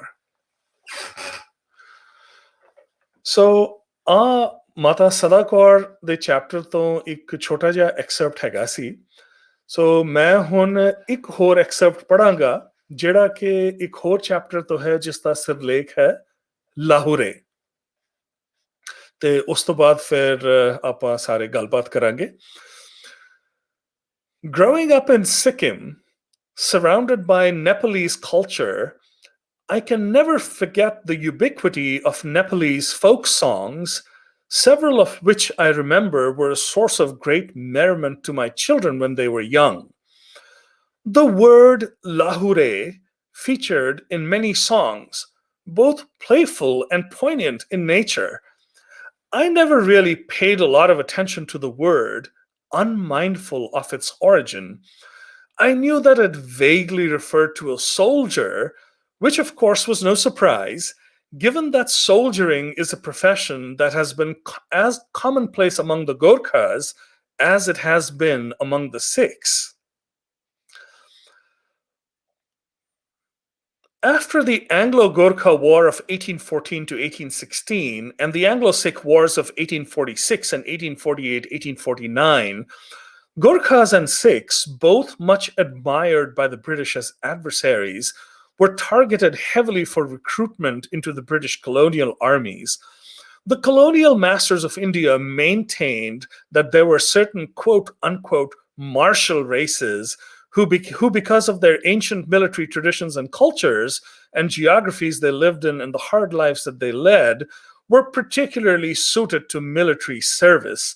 A lot of the elite soldiers of the British Raj came from these groups, in particular the Sikhs of Punjab and the Gorkhas of Nepal. The etymology of the word lahure is very interesting and deserves investigation. Lahure culture is threatening Nepal's sovereignty, reads an excerpt from the Nepal Telegraph. Rising Nepal bemoans that a strong critic that Lahure culture is pervading modern Nepal, According to journalist Malika Aryal, writing in the Nepal Times, while Lahure has a mostly positive connotation in Nepali language, the word has also transported to anything foreign, like the imported buffalo breed of Lahure Bhaisi. In fact, the agriculture department gives loans only to farmers who want to buy Lahure Bhaisi, not the local ones. So Lahure is an interesting word for sure. The word Lahure in the modern Nepalese context refers broadly to something foreign and to expatriate Nepalis in general. Specifically, it refers to a Gorkha soldier who serves in a foreign army and definitely has its roots in the early adventures of the Gorkhas in Lahore. Behind it, however, as you might expect, lies a tale of the Sikh Kirpan and the Gorkha Khukri. So I'm going to skip over a little bit क्योंकि साढ़े कोल time limited हैगा. So उस time ते महाराजा रंजीत सिंह दे वेले ਸੰਸਾਰ ਚੰਦ ਜਿਸ ਦਾ ਅਸੀਂ ਜ਼ਿਕਰ ਕੀਤਾ ਹੈ ਉਹ ਕਾਂਗੜਾ ਰਿਆਸਤ ਦੇ ਉੱਤੇ ਰਾਜ ਕਰਦਾ ਸੀ ਤੇ ਉਸ ਦੇ ਉੱਤੇ ਉਸ ਟਾਈਮ ਤੇ ਗੋਰਖਿਆਂ ਨੇ ਨੇਪਾਲ ਤੋਂ ਹਮਲਾ ਕੀਤਾ ਸੋ ਉਸ ਹਵਾਲੇ ਤੋਂ ਮੈਂ ਇੱਕ ਛੋਟਾ ਜਿਹਾ ਐਕਸੈਪਟ ਹੋਰ ਪੜ੍ਹਨਾ ਚਾਹਨਾ ਹਾਂ The Sikhs and the Gorkhas in the early 19th century were both at the zenith of their military power and flushed with the success of conquest. The Kirpan and the Kukri were inexorably on a collision course. Steel met steel in the Himalayan hills of Kangra in 1809. Kangra was a small kingdom south of the Dhauladhar range, a southern branch of the main outer Himalayas. It was ruled by Sansar Chand, a Katoch Rajput, who ascended the throne in 1775. He was an ambitious ruler and began extending his influence over the neighboring hill states, as well as the foothills of the Shivalik mountains. He extended his domain up to Hoshiarpur in Punjab until he was driven back by Ranjit Singh in 1804. Sansar Chand then became a vassal of Ranjit Singh and paid tribute to the Lahore court, but the relationship was an uneasy one. Amar Singh Thapa, born in 1751, was a protege of the Gorkha king Prithvi Narayan Shah. After the death of the king in 1803, Amar Singh Thapa marched westward from Nepal and conquered Garhwal along with Dehradun. His conquests continued until Nepal's boundary reached the banks of the Satluj River. In 1805, Amar Singh Thapa crossed the Yamuna again and proceeded to modern-day Himachal Pradesh, capturing the kingdoms of Chamba, Nurpur, Kotla, Jasrot, Basauli, Mandi, and Kullu. Sansar Chand resisted the Gorkhas, who laid siege to the fort of Kangra for 4 years. Sansar Chand fought the Gorkhas for as long as he could, but finally sought the help of his nominal overlord, Maharaja Ranjit Singh. This was the opportunity that Ranjit Singh had been waiting for. Utterly distrustful of Sansar Chand, Ranjit Singh demanded that the fort of Kangra be ceded to him in return for his help, and also took Anirudh Chand's son, Sansar Chand's son, Anirudh Chand, as hostage. In hindsight, the precautions were wise because Sansar Chand was in negotiations with Amar Singh Thapa as well, promising him control of the fort of Kangra. His strategy was to make his two powerful adversaries, the Gorkhas and the Sikhs, fight each other so that he could retain control of the fort himself. Ranjit Singh commanded the hill rajas around Kangra to stop selling provisions to the Gorkhas and cut their supply lines from Nepal. He also placed Anirudh Chand under arrest, causing his father to finally cede the fort in August of 1809. The Gorkhas held on until they completely ran out of rations and then began to retreat. The forces of Ranjit Singh pursued them until Amar Singh Thapa placed his soldiers in battle formation on a hillside a couple of miles from Kangra court. The Battle of Ganesh Ghati had begun. The Gurkhas fought valiantly and easily repulsed the forces of the Hill Rajas, who opened the attack, eager to defend their humiliation. The Sikh artillery had little impact too as the Gurkhas were dug in. Ranjit Singh knew that the Gurkhas were tired and hungry and would not be able to withhold a fierce infantry attack. The Sikhs, armed with long kirpans, attacked. The Gurkhas sheathed their short kukris and fled in disarray. Ranjit Singh was very impressed by the valor of Amar Singh Thapa and his men. With the usual magnanimity that he was wont to display to fallen foes, he allowed them to leave unmolested, severely reprimanding any of the Hill Rajas who attempted to plunder them. So, ਇਸ ਤੋਂ ਬਾਅਦ Anglo Gorkha ਵਾਰਸ ਹੋਈਆਂ ਤੇ ਅਮਰ ਸਿੰਘ ਥਾਪਾ ਦਾ ਜਿਹੜਾ ਦੋਤਰਾ ਸੀ ਬਾਲ ਭਦਰ ਜੀ ਦਾ ਨਾਂ ਸੀ, ਉਹ ਆ ਕੇ ਲਾਹੌਰ ਦੀ ਫੌਜ ਦੇ ਵਿੱਚ ਭਰਤੀ ਹੋ ਗਿਆ ਤੇ ਉਸ ਟਾਈਮ ਤੋਂ ਜਿਹੜੇ ਨੇਪਾਲੀ ਫੌਜੀ ਲਾਹੌਰ ਦੇ ਵਿੱਚ ਮਹਾਰਾਜਾ ਰਣਜੀਤ ਸਿੰਘ ਦੀ ਫੌਜ ਦੇ ਵਿੱਚ ਸੇਵਾ ਕਰਦੇ ਸਨ, ਉਹਨਾਂ ਨੂੰ ਲਾਹੌਰੇ ਦਾ ਖਿਤਾਬ ਦਿੱਤਾ ਗਿਆ। ਸੋ ਇੰਨਾ ਕੁ ਹੀ ਮੈਂ ਕਿਤਾਬ ਚੋਂ ਪੜ੍ਹਨਾ ਚਾਹੁੰਦਾ ਹਾਂ।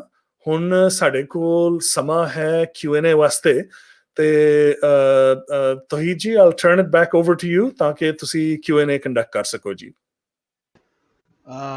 ਜੀ ਸਰ, ਠੀਕ ਹੈ। ਸਾਡੇ ਕੋਲ ਸਰ ਕੁਝ ਕੁਐਸਚਨ ਜਿਹੜੇ ਆਏ ਨੇ ਹੁਣ ਤੱਕ, ਉਹਨਾਂ ਦੇ ਵਿੱਚੋਂ ਅਮਰ ਰਿਆਜ਼ ਸਾਹਿਬ ਦਾ ਇੱਕ ਕੁਐਸਚਨ ਸੀ ਕਿ ਵਾਈ ਰਤਨ ਸਿੰਘ ਬੰਗੂ ਯੂਜ਼ਡ ਬ੍ਰਿਜ ਭਾਸ਼ਾ ਇਨਸਟੈਡ ਆਫ ਪੰਜਾਬੀ। ਇਹ ਦੱਸੋ। Dekho ji, in my corporate days, I would have said that that question is above my pay grade. So I really couldn't say. मैं सिर्फ इहो कहांगा कि उस टाइम ਦਾ ਜਿਹੜਾ ਬਹੁਤ ਸਾਰਾ ਸਾਹਿਤ ਹੈਗਾ ਹੈ, ਉਹ ਸਾਰਾ ਤਕਰੀਬਨ ਬ੍ਰਜ ਭਾਸ਼ਾ ਦੇ ਵਿੱਚ ਹੀ ਲਿਖਿਆ ਗਿਆ ਹੈ। ਤੁਸੀਂ ਨੋਟਿਸ ਕਰੋਗੇ ਕਿ ਈਵਨ ਜਿਹੜਾ ਸਿੱਖ ਲਿਟਰੇਚਰ ਗੁਰੂ ਸਾਹਿਬ ਗੁਰੂ ਗੋਬਿੰਦ ਸਿੰਘ ਜੀ ਦੇ ਟਾਈਮ ਤੇ ਲਿਖਿਆ ਗਿਆ ਸੀ, ਜਿਸ ਤਰ੍ਹਾਂ ਕਿ ਸੈਨਾਪਤੀ ਦਾ ਗੁਰਸੋਭਾ, ਉਸ ਤੋਂ ਬਾਅਦ ਉਸ ਤੋਂ ਪਹਿਲਾਂ ਗੁਰਬਿਲਾਸ ਪਾਤਸ਼ਾਹੀ 6ਵੀਂ।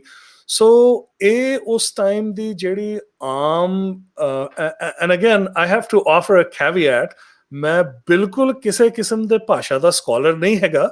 ਮੈਨੂੰ ਇਹ ਬ੍ਰਿਜ ਭਾਸ਼ਾ ਦੇ ਕਾਫੀ ਲੇਖ ਮੈਂ ਪੜ੍ਹੇ ਨੇ, ਮੈਂ ਟਰਾਂਸਲੇਟ ਵੀ ਕਰਨ ਦੀ ਕੋਸ਼ਿਸ਼ ਕਰਦਾ ਹਾਂ, ਪਰ ਉਸ ਟਾਈਮ ਤੇ ਬ੍ਰਿਜ ਭਾਸ਼ਾ ਦੀ ਵਰਤੋਂ ਕਿਉਂ ਹੁੰਦੀ ਸੀ, ਆਈ ਵੁੱਡ ਜਸਟ ਸਪੈਕੂਲੇਟ ਕਿ ਉਹ ਉਸ ਟਾਈਮ ਦੀ ਬੋਲੀ ਸੀ ਜਿਹੜੇ ਕਿ ਆਮ ਇਨਸਾਨ ਬਹੁਤ ਵੱਡੇ ਤਾਦਾਦ ਦੇ ਵਿੱਚ ਸਮਝਦੇ ਸਨ ਤੇ ਜਾਣਦੇ ਸਨ। ਇਸ ਤੋਂ ਬਿਹਤਰ ਮੈਂ ਕੋਈ ਜਵਾਬ ਅਨਫੋਰਚੂਨੇਟਲੀ ਨਹੀਂ ਦੇ ਸਕਦਾ। ਸਾਡੇ ਵਿੱਚ ਜਿਹੜੇ ਬੋਲੀ ਦੇ ਸਕਾਲਰਸ ਹਨ ਉਹ ਸ਼ਾਇਦ ਕਮੈਂਟ ਕਰਨਾ ਚਾਹਣਗੇ। ਹਾਂਜੀ, ਇਸ ਤੋਂ ਇੱਕ ਕੁਐਸਚਨ ਹੈ ਪੂਨਮ ਅਯੂਬ ਤੇ ਸੁਖਦੇਵ ਸੋਲ ਸਾਹਿਬ ਦਾ ਇੱਕ ਜਿਹੀ ਕੁਐਸਚਨ ਹੈ ਕਿ ਮਹਾਰਾਜਾ ਰਣਜੀਤ ਸਿੰਘ ਨੇ ਮਾਤਾ ਸਦਾ ਕੌਰ ਨੂੰ ਸਾਈਡਲਾਈਨ ਕੀਤਾ ਜਾਂ ਫਿਰ ਹਿਸਟੋਰੀਅਨ ਨੇ ਅੰਡਰ ਪਲੇ ਕੀਤਾ ਉਹਨਾਂ ਦਾ ਰੋਲ? ਇਹ ਬੜਾ ਅੱਛਾ ਸਵਾਲ ਹੈ ਜੀ, ਤੇ ਇਹਦੇ ਕਈ ਜਵਾਬ ਨੇ, ਸੋ ਮੈਂ ਸੰਖੇਪ ਵਿੱਚ ਦੇਣ ਦੀ ਕੋਸ਼ਿਸ਼ ਕਰਦਾ ਵਾਂ। ਔਰ ਤੁਸੀਂ ਟਾਈਮ ਲਵੋ, ਤੁਸੀਂ ਗੱਲ ਕਰੋ। ਹਾਂਜੀ ਜੀ, ਮੈਂ ਨਾ ਮਹਾਰਾਜਾ ਦੀ ਸ਼ਖਸੀਅਤ ਬਾਰੇ ਬੜਾ ਕੁਝ ਪੜ੍ਹਿਆ ਤੇ ਤਕਰੀਬਨ ਹਰ ਇੱਕ ਥਾਂ ਤੇ ਇਹ ਮਹਾਰਾਜਾ ਦੀ ਜਿਹੜੀ ਦਰਿਆ ਦਿਲੀ ਸੀ ਉਹ ਬਾਰ-ਬਾਰ ਸਾਹਮਣੇ ਆਉਂਦੀ ਹੈ। ਦੇਖੋ, ਜੇ ਤੁਸੀਂ ਰਣਜੀਤ ਸਿੰਘ ਨੂੰ ਆਪਣੇ ਟਾਈਮ ਦੇ ਰਾਜਿਆਂ ਦੇ ਨਾਲ ਕੰਪੇਅਰ ਕਰੋ, ਹੁਣ ਤੁਸੀਂ ਮਾਡਰਨ ਟਾਈਮਸ ਦੇ ਯਾਰਡਸਟਿਕ ਨਾਲ ਨਹੀਂ ਦੇਖ ਸਕਦੇ, ਪਰ ਸਮਕਾਲੀ ਜਿਹੜੇ ਰਾਜੇ ਸਨ ਉਹਨਾਂ ਦੇ ਨਾਲ ਕੰਪੇਅਰ ਕਰੋ ਤੇ ਤੁਸੀਂ ਕਹਿ ਸਕਦੇ ਹੋ ਕਿ ਮਹਾਰਾਜਾ ਰਣਜੀਤ ਸਿੰਘ ਵਾਸ ਅ ਵੈਰੀ ਬਿਨਾਈਨ ਐਂਡ ਐਨਲਾਈਟਨਡ ਰੂਲਰ। ਤੇ ਜਿਸ ਤਰ੍ਹਾਂ ਕਿ ਤੁਸੀਂ ਇਹ ਐਕਸੈਪਟ ਦੇ ਵਿੱਚ ਵੀ ਪੜ੍ਹਿਆ ਕਿ ਈਵਨ ਦੁਸ਼ਮਣਾਂ ਦੇ ਨਾਲ ਮਹਾਰਾਜਾ ਰਣਜੀਤ ਸਿੰਘ ਬਹੁਤ ਅੱਛਾ ਸਲੂਕ ਕਰਦਾ ਸੀ। ਸੋ ਇਹ ਮੇਰੇ ਵਾਸਤੇ ਇੱਕ ਬੜਾ ਵੱਡਾ ਸਵਾਲ ਹੈ ਜਿਸ ਦਾ ਜਵਾਬ ਮੈਨੂੰ ਹਾਲੇ ਤੱਕ ਨਹੀਂ ਮਿਲਿਆ ਕਿ ਇੱਕ ਮਾਤਾ ਸਦਾ ਕੌਰ ਵਰਗੀ ਸ਼ਖਸੀਅਤ ਜਿਸ ਦਾ ਰਣਜੀਤ ਸਿੰਘ ਦੇਣਦਾਰ ਸੀ, ਇਸ ਦਾ ਕੋਈ ਸ਼ੱਕ ਨਹੀਂ ਇਸ ਗੱਲ ਦਾ ਕਿ ਜੇ ਮਾਤਾ ਸਦਾ ਕੌਰ ਦੀ ਸਪੋਰਟ ਨਾ ਹੁੰਦੀ, ਮਾਤਾ ਸਦਾ ਕੌਰ ਦੀ ਦੂਰਦਰਸ਼ੀ ਨਾ ਹੁੰਦੀ, ਤੇ ਸ਼ਾਇਦ ਮਹਾਰਾਜਾ ਰਣਜੀਤ ਸਿੰਘ ਨੇ ਪੰਜਾਬ ਦਾ ਹਾਕਮ ਕਦੀ ਬਣਨਾ ਹੀ ਨਹੀਂ ਸੀ। ਤੇ ਇਹ ਗੱਲ ਦਾ ਅਹਿਸਾਸ ਜ਼ਰੂਰ ਮਹਾਰਾਜਾ ਰਣਜੀਤ ਸਿੰਘ ਨੂੰ ਵੀ ਸੀ। ਮਾਤਾ ਸਦਾ ਕੌਰ ਦਾ ਅੰਤ ਬਹੁਤ ਮਾੜਾ ਹੋਇਆ। ਮਾਤਾ ਸਦਾ ਕੌਰ ਜੇਲ੍ਹ ਦੇ ਵਿੱਚ ਉਹਨਾਂ ਦੀ ਮੌਤ ਹੋਈ। ਸ਼ੀ ਵਾਸ ਐਬਸੋਲਿਊਟਲੀ ਪੈਨੀਲੈਸ। ਉਹਨਾਂ ਨੂੰ ਜੇਲ੍ਹ ਦੇ ਵਿੱਚ ਪਾਉਣ ਵਾਲਾ ਮਹਾਰਾਜਾ ਰਣਜੀਤ ਸਿੰਘ ਹੀ ਸੀ। ਉਹਨਾਂ ਦਾ ਰਿਸ਼ਤਾ ਜਿਹੜਾ ਸੀ ਆਪਸ ਦੇ ਵਿੱਚ, ਉਹ ਬੜੀ ਛੇਤੀ ਖਰਾਬ ਹੋਣਾ ਸ਼ੁਰੂ ਹੋ ਗਿਆ। ਉਸ ਦੀਆਂ ਕਈ ਵਜ੍ਹਾਵਾਂ ਸਨ।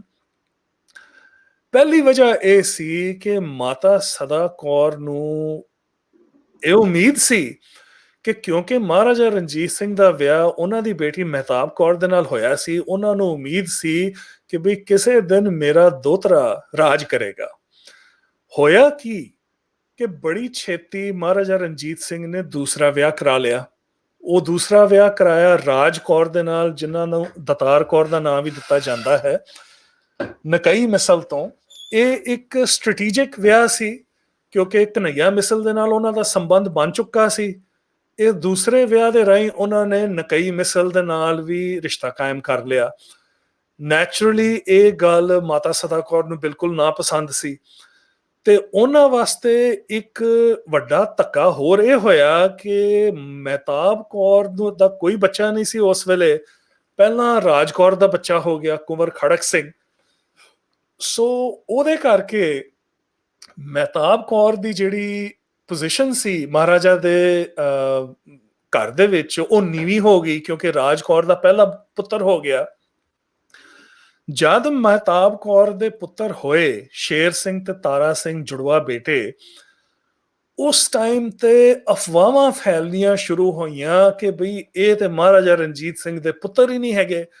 ਇਹ ਤੇ ਕੋਈ ਅਫਵਾਹਾਂ ਫੈਲੀਆਂ ਕਿ ਮਾਤਾ ਸਦਾ ਕੌਰ ਨੇ 2 ਬੱਚੇ ਖਰੀਦ ਲਏ ਕਿਥੋਂ ਤੇ ਉਹਨਾਂ ਨੂੰ ਪੇਸ਼ ਕਰ ਦਿੱਤਾ ਕਹਿ ਕੇ ਕਿ ਇਹ ਮਹਾਰਾਜਾ ਰਣਜੀਤ ਸਿੰਘ ਦੇ ਬੇਟੇ ਹਨ।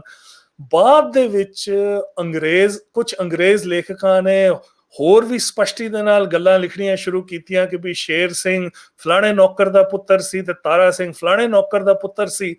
ਸੋ ਜਦ ਇੰਜ ਦੀਆਂ ਗੱਲਾਂ, ਜਿਹੜੀਆਂ ਕਿ ਮੈਂ ਕਹਾਂਗਾ ਇੱਕ ਹੈਰਮ ਦੇ ਵਿੱਚ, ਜ਼ਨਾਨੇ ਦੇ ਵਿੱਚ ਜਦੋਂ ਇੱਕ ਤੋਂ ਜ਼ਿਆਦਾ ਰਾਜੇ ਦੀਆਂ ਰਾਣੀਆਂ ਹੁੰਦੀਆਂ ਹਨ, ਇਹ ਖਿੱਚੋਤਾਨੀ ਆਮ ਚੱਲਦੀ ਹੈਗੀ ਹੈ। ਸੋ ਇਸ ਖਿੱਚੋਤਾਨੀ ਦੇ ਰਾਹੀਂ, ਇਸ ਖਿੱਚੋਤਾਨੀ ਦੇ ਵਜ੍ਹਾ ਦੇ ਨਾਲ ਮਹਾਰਾਜਾ ਰਣਜੀਤ ਸਿੰਘ ਦਾ ਮਹਿਤਾਬ ਕੌਰ ਦੇ ਨਾਲ ਤੇ ਸਦਾ ਕੌਰ ਦੇ ਨਾਲ ਰਿਸ਼ਤਾ ਹੋਰ ਖਰਾਬ ਹੋਣਾ ਸ਼ੁਰੂ ਹੋ ਗਿਆ। ਅੱਛਾ, ਕੁਝ ਦੇਰ ਬਾਅਦ ਮਹਾਰਾਜਾ ਰਣਜੀਤ ਸਿੰਘ ਨੇ ਇੱਕ ਤਵਾਇਫ ਬੀਬੀ ਮੋਹਰਾ ਦੇ ਨਾਲ ਰਿਸ਼ਤਾ ਕਾਇਮ ਕਰ ਲਿਆ ਤੇ ਕੇਵਲ ਰਿਸ਼ਤਾ ਹੀ ਨਹੀਂ ਕਾਇਮ ਕੀਤਾ, ਉਸ ਦੇ ਨਾਲ ਨਿਕਾਹ ਵੀ ਕਰ ਲਿਆ। ਉਹਦੇ ਨਾਲ ਮਾਤਾ ਸਦਾ ਕੌਰ ਦੇ ਨਾਲ ਉਹਨਾਂ ਦਾ ਜੋ ਰਿਲੇਸ਼ਨਸ਼ਿਪ ਸੀ ਉਹ ਹੋਰ ਖਰਾਬ ਹੋ ਗਿਆ। ਇੱਕ ਹੋਰ ਵੱਡੀ ਵਜ੍ਹਾ ਇਹ ਹੈਗੀ ਸੀ ਕਿ ਰਣਜੀਤ ਸਿੰਘ ਦਾ ਜਿਹੜਾ ਸ਼ੁਰੂ ਦੇ ਵਿੱਚ ਜਿਹੜੀ ਤਾਕਤ ਸੀ ਉਹ ਸਿੱਖ ਮਿਸਲਾਂ ਤੋਂ ਹੀ ਆਈ, ਇਸ ਦੇ ਵਿੱਚ ਕੋਈ ਸ਼ੱਕ ਨਹੀਂ ਹੈਗਾ। ਪਰ ਜਦ ਮਹਾਰਾਜਾ ਰਣਜੀਤ ਸਿੰਘ ਲਾਹੌਰ ਦੇ ਰਾਜਾ ਬਣ ਗਿਆ, ਉਸ ਤੋਂ ਬਾਅਦ ਇਹ ਇੱਕ ਬੜੀ ਨੈਚੁਰਲ ਗੱਲ ਸੀ ਕਿ ਮਹਾਰਾਜਾ ਰਣਜੀਤ ਸਿੰਘ ਨੇ ਸੋਚਿਆ ਕਿ ਵੀ ਜਿੰਨਾ ਵੀ ਪੰਜਾਬ ਦੇ ਵਿੱਚ ਜਿੰਨੀ ਵੀ ਤਾਕਤ ਹੈ ਉਸ ਨੂੰ ਕੰਸੋਲੀਡੇਟ ਕੀਤਾ ਜਾਏ। ਕੰਸੋਲੀਡੇਟ ਕਿਸ ਤਰ੍ਹਾਂ ਕੀਤਾ? ਨਕਈ ਮਿਸਲ ਤੇ ਕਨਈਆ ਮਿਸਲ ਦੇ ਨਾਲ ਤੇ ਉਹਨਾਂ ਨੇ ਰਿਸ਼ਤਾ ਜੋੜ ਲਿਆ। ਫਤਿਹ ਸਿੰਘ ਆਹਲੂਵਾਲੀਆ, ਜਿਹੜੇ ਕਿ ਇੱਕ ਬੜੀ ਵੱਡੀ ਮਿਸਲ ਸੀ, ਆਹਲੂਵਾਲੀਆ ਮਿਸਲ, ਉਹਨਾਂ ਦੇ ਨਾਲ ਉਹਨਾਂ ਨੇ ਪਗੜੀ ਵਟਾ ਕੇ ਆਪਣਾ ਭਰਾ ਬਣਾ ਲਿਆ ਤੇ ਉਹਨਾਂ ਨੂੰ ਬਹੁਤ ਆਪਣੇ ਨਜ਼ਦੀਕ ਕਰਾ ਲਿਆ। ਬਾਕੀ ਜਿਹੜੀਆਂ ਮਿਸਲਾਂ ਸਨ ਉਹ ਹੌਲੀ ਹੌਲੀ ਖਤਮ ਹੋਣੀਆਂ ਸ਼ੁਰੂ ਹੋ ਗਈਆਂ ਤੇ ਉਹਨਾਂ ਦੀ ਜੋ ਟੈਰੀਟਰੀ ਸੀ ਉਹ ਦਰਬਾਰ ਦੇ ਵਿੱਚ ਇਨਕੋਰਪੋਰੇਟ ਹੋਣੀ ਸ਼ੁਰੂ ਹੋ ਗਈ। ਤੇ ਮਾਤਾ ਸਦਾ ਕੌਰ ਨੂੰ ਵੀ ਇਹ ਗੱਲ ਸਮਝ ਆ ਗਈ ਕਿ ਕਨਈਆ ਮਿਸਲ ਵੀ ਹਮੇਸ਼ਾ ਕਾਇਮ ਨਹੀਂ ਰਹੇਗੀ। ਸੋ ਇਹਦੇ ਕਰਕੇ ਉਹਨਾਂ ਦੇ ਆਪਸ ਦੇ ਵਿੱਚ ਜੋ ਕਨਫਲਿਕਟ ਹੈਗਾ ਸੀ ਉਹ ਹੋਰ ਵਧਣਾ ਸ਼ੁਰੂ ਹੋ ਗਿਆ। ਅੰਗਰੇਜ਼ਾਂ ਨੇ ਪੰਜਾਬ ਦੇ ਵਿੱਚ ਛੇੜਖਾਨੀ ਕਰਨੀ ਸ਼ੁਰੂ ਕੀਤੀ।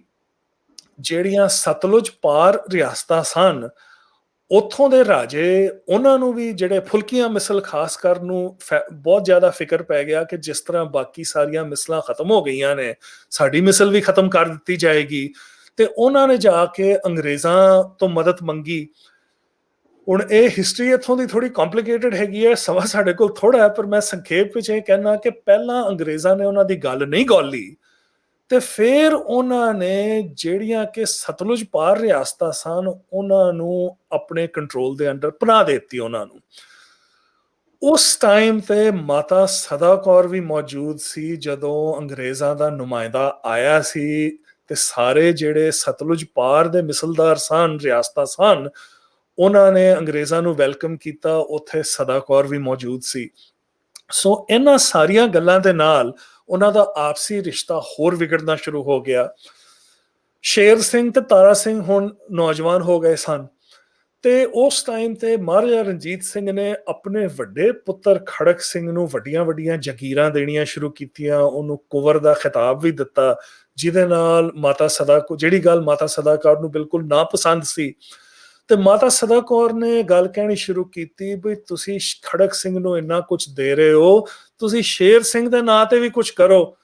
ਤੇ ਮਹਾਰਾਜਾ ਰਣਜੀਤ ਸਿੰਘ ਦਾ ਜਵਾਬ ਇਹ ਸੀ ਕਿ ਬਈ ਸਾਡੇ ਦਰਬਾਰ ਦੇ ਵਿੱਚ ਸਭ ਤੋਂ ਵੱਡੀ ਜਾਇਦਾਦ ਤੇ ਮਾਲਿਕ ਤਾਂ ਤੁਸੀਂ ਆਪ ਹੈਗੇ ਹੋ, ਕਨਈਆ ਮਿਸਲ ਦੀ ਬਹੁਤ ਜਾਇਦਾਦ ਹੈ, ਤੁਸੀਂ ਇੰਜ ਕਿਉਂ ਨਹੀਂ ਕਰਦੇ ਕਿ ਆਪਣਾ ਜਿਹੜਾ ਅੱਧਾ ਹਿੱਸਾ ਹੈਗਾ ਜਾਇਦਾਦ ਦਾ, ਆਪਣਾ ਜ਼ਮੀਨ ਦਾ, ਉਹ ਤੁਸੀਂ ਸ਼ੇਰ ਸਿੰਘ ਦੇ ਨਾਂ ਕਰ ਦਿਓ। ਤੇ ਇਹ ਸੁਣ ਕੇ ਸਦਾ ਕੌਰ ਨੂੰ ਹੋਰ ਵੀ ਤਕਲੀਫ ਹੋਈ, ਕਿਉਂਕਿ ਸਦਾ ਕੌਰ ਨੇ ਕਿਹਾ ਵੀ ਮੇਰੇ ਕੋਲ ਜੋ ਹੈ ਉਹ ਤੇ ਮੇਰੇ ਦੋਤਰਿਆਂ ਕੋਲ ਹੀ ਜਾਣਾ ਹੈ, ਪਰ ਦੇਖੋ ਇਹ ਕਿਸ ਤਰ੍ਹਾਂ ਰਾਜਾ ਕਾਣੀ ਵੰਡ ਕਰ ਰਿਹਾ, ਵੱਡੇ ਪੁੱਤਰ ਨੂੰ ਸਭ ਕੁਝ ਦੇ ਰਿਹਾ, ਮੇਰੇ ਦੋਤਰੇ ਨੂੰ ਕੁਝ ਦੇਣ ਨੂੰ ਨਹੀਂ ਤਿਆਰ। ਸੋ ਇਹਨਾਂ ਸਾਰੀਆਂ ਗੱਲਾਂ ਦੇ ਨਾਲ ਰਿਲੇਸ਼ਨਸ਼ਿਪ ਉਹਨਾਂ ਦਾ ਇੰਨਾ ਕੁ ਮਾੜਾ ਹੋ ਗਿਆ ਕਿ ਇੱਕ ਟਾਈਮ ਤੇ ਸਦਾ ਕੌਰ ਨੇ ਫੈਸਲਾ ਕੀਤਾ ਕਿ ਹੁਣ ਮੈਂ ਨੱਠ ਜਾਣਾ ਤੇ ਮੈਂ ਅੰਗਰੇਜ਼ਾਂ ਦੇ ਕੋਲ ਪਨਾਹ ਲੈ ਲੈਣੀ ਹੈ। ਰਣਜੀਤ ਸਿੰਘ ਨੇ ਆਪਣੇ ਕੁਝ ਸਿਪਾਹੀ ਭੇਜ ਕੇ ਮਾਤਾ ਸਦਾ ਕੌਰ ਨੂੰ ਅਰੈਸਟ ਕੀਤਾ। ਸਾਰੀ ਜਾਇਦਾਦ ਸਦਾ ਕੌਰ ਦੀ ਲੈ ਲਿੱਤੀ ਗਈ, ਸਦਾ ਕੌਰ ਨੂੰ ਜੇਲ੍ਹ ਦੇ ਵਿੱਚ ਪਾ ਦਿੱਤਾ ਗਿਆ, ਤੇ ਬੜੀ ਮਾੜੀ ਹਾਲਤ ਦੇ ਵਿੱਚ ਉਹ ਔਰਤ ਜਿਹੜੀ ਕਿ ਰਣਜੀਤ ਸਿੰਘ ਦੀ ਮਾਂ ਵਰਗੀ ਸੀ, ਉਸ ਦਾ ਐਸਾ ਅੰਤ ਹੋਇਆ। ਸੋ ਇਹ ਜਿਸ ਤਰ੍ਹਾਂ ਮੈਂ ਸ਼ੁਰੂ ਦੇ ਵਿੱਚ ਕਿਹਾ ਸੀ, ਇਹ ਇੱਕ ਐਸੀ ਗੱਲ ਹੈ ਜਿਹਨੂੰ ਮੈਂ ਹਾਲੇ ਤੱਕ ਨਹੀਂ ਸਮਝ ਸਕਿਆ ਕਿ ਇੱਕ ਸ਼ਖਸ ਜਿਹਦੀ ਦਰਿਆ ਦਿਲੀ ਮਸ਼ਹੂਰ ਸੀ, ਉਹ ਇੱਕ ਆਪਣੀ ਮਾਂ ਵਰਗੀ ਔਰਤ ਦੇ ਨਾਲ ਐਸਾ ਸਲੂਕ ਕਿਸ ਤਰ੍ਹਾਂ ਕਰ ਸਕਦਾ ਸੀ। ਸੋ ਤੁਹਾਡੇ ਸਵਾਲ ਦਾ ਅੱਧਾ ਜਵਾਬ ਇਹ ਹੈ। ਦੂਸਰਾ ਇਹਦਾ ਹਿੱਸਾ ਜਵਾਬ ਦਾ ਇਹ ਹੈ ਕਿ ਦੇਖੋ ਉਸ ਟਾਈਮ ਦੀਆਂ ਜਿਹੜੀਆਂ ਸੋਰਸਸ ਸਨ, ਅਸੀਂ ਸਿਰਫ ਉਹਨਾਂ ਤੇ ਹੀ ਜਾਣਦੇ ਹਾਂ ਜਦ ਅਸੀਂ ਹਿਸਟਰੀ ਪੜ੍ਹਦੇ ਹਾਂ। ਤੇ ਸਾਡੀਆਂ ਦੋ ਕਿਸਮਾਂ ਦੀਆਂ ਸੋਰਸਸ ਹਨ। ਇੱਕ ਤੇ ਸਨ ਸੋਹਣ ਲਾਲ ਸੂਰੀ, ਜਿਹੜੇ ਕਿ ਆਫੀਸ਼ੀਅਲ ਬਾਇਓਗ੍ਰਾਫਰ ਡਾਇਰਿਸਟ ਸਨ ਕੋਰਟ ਦੇ।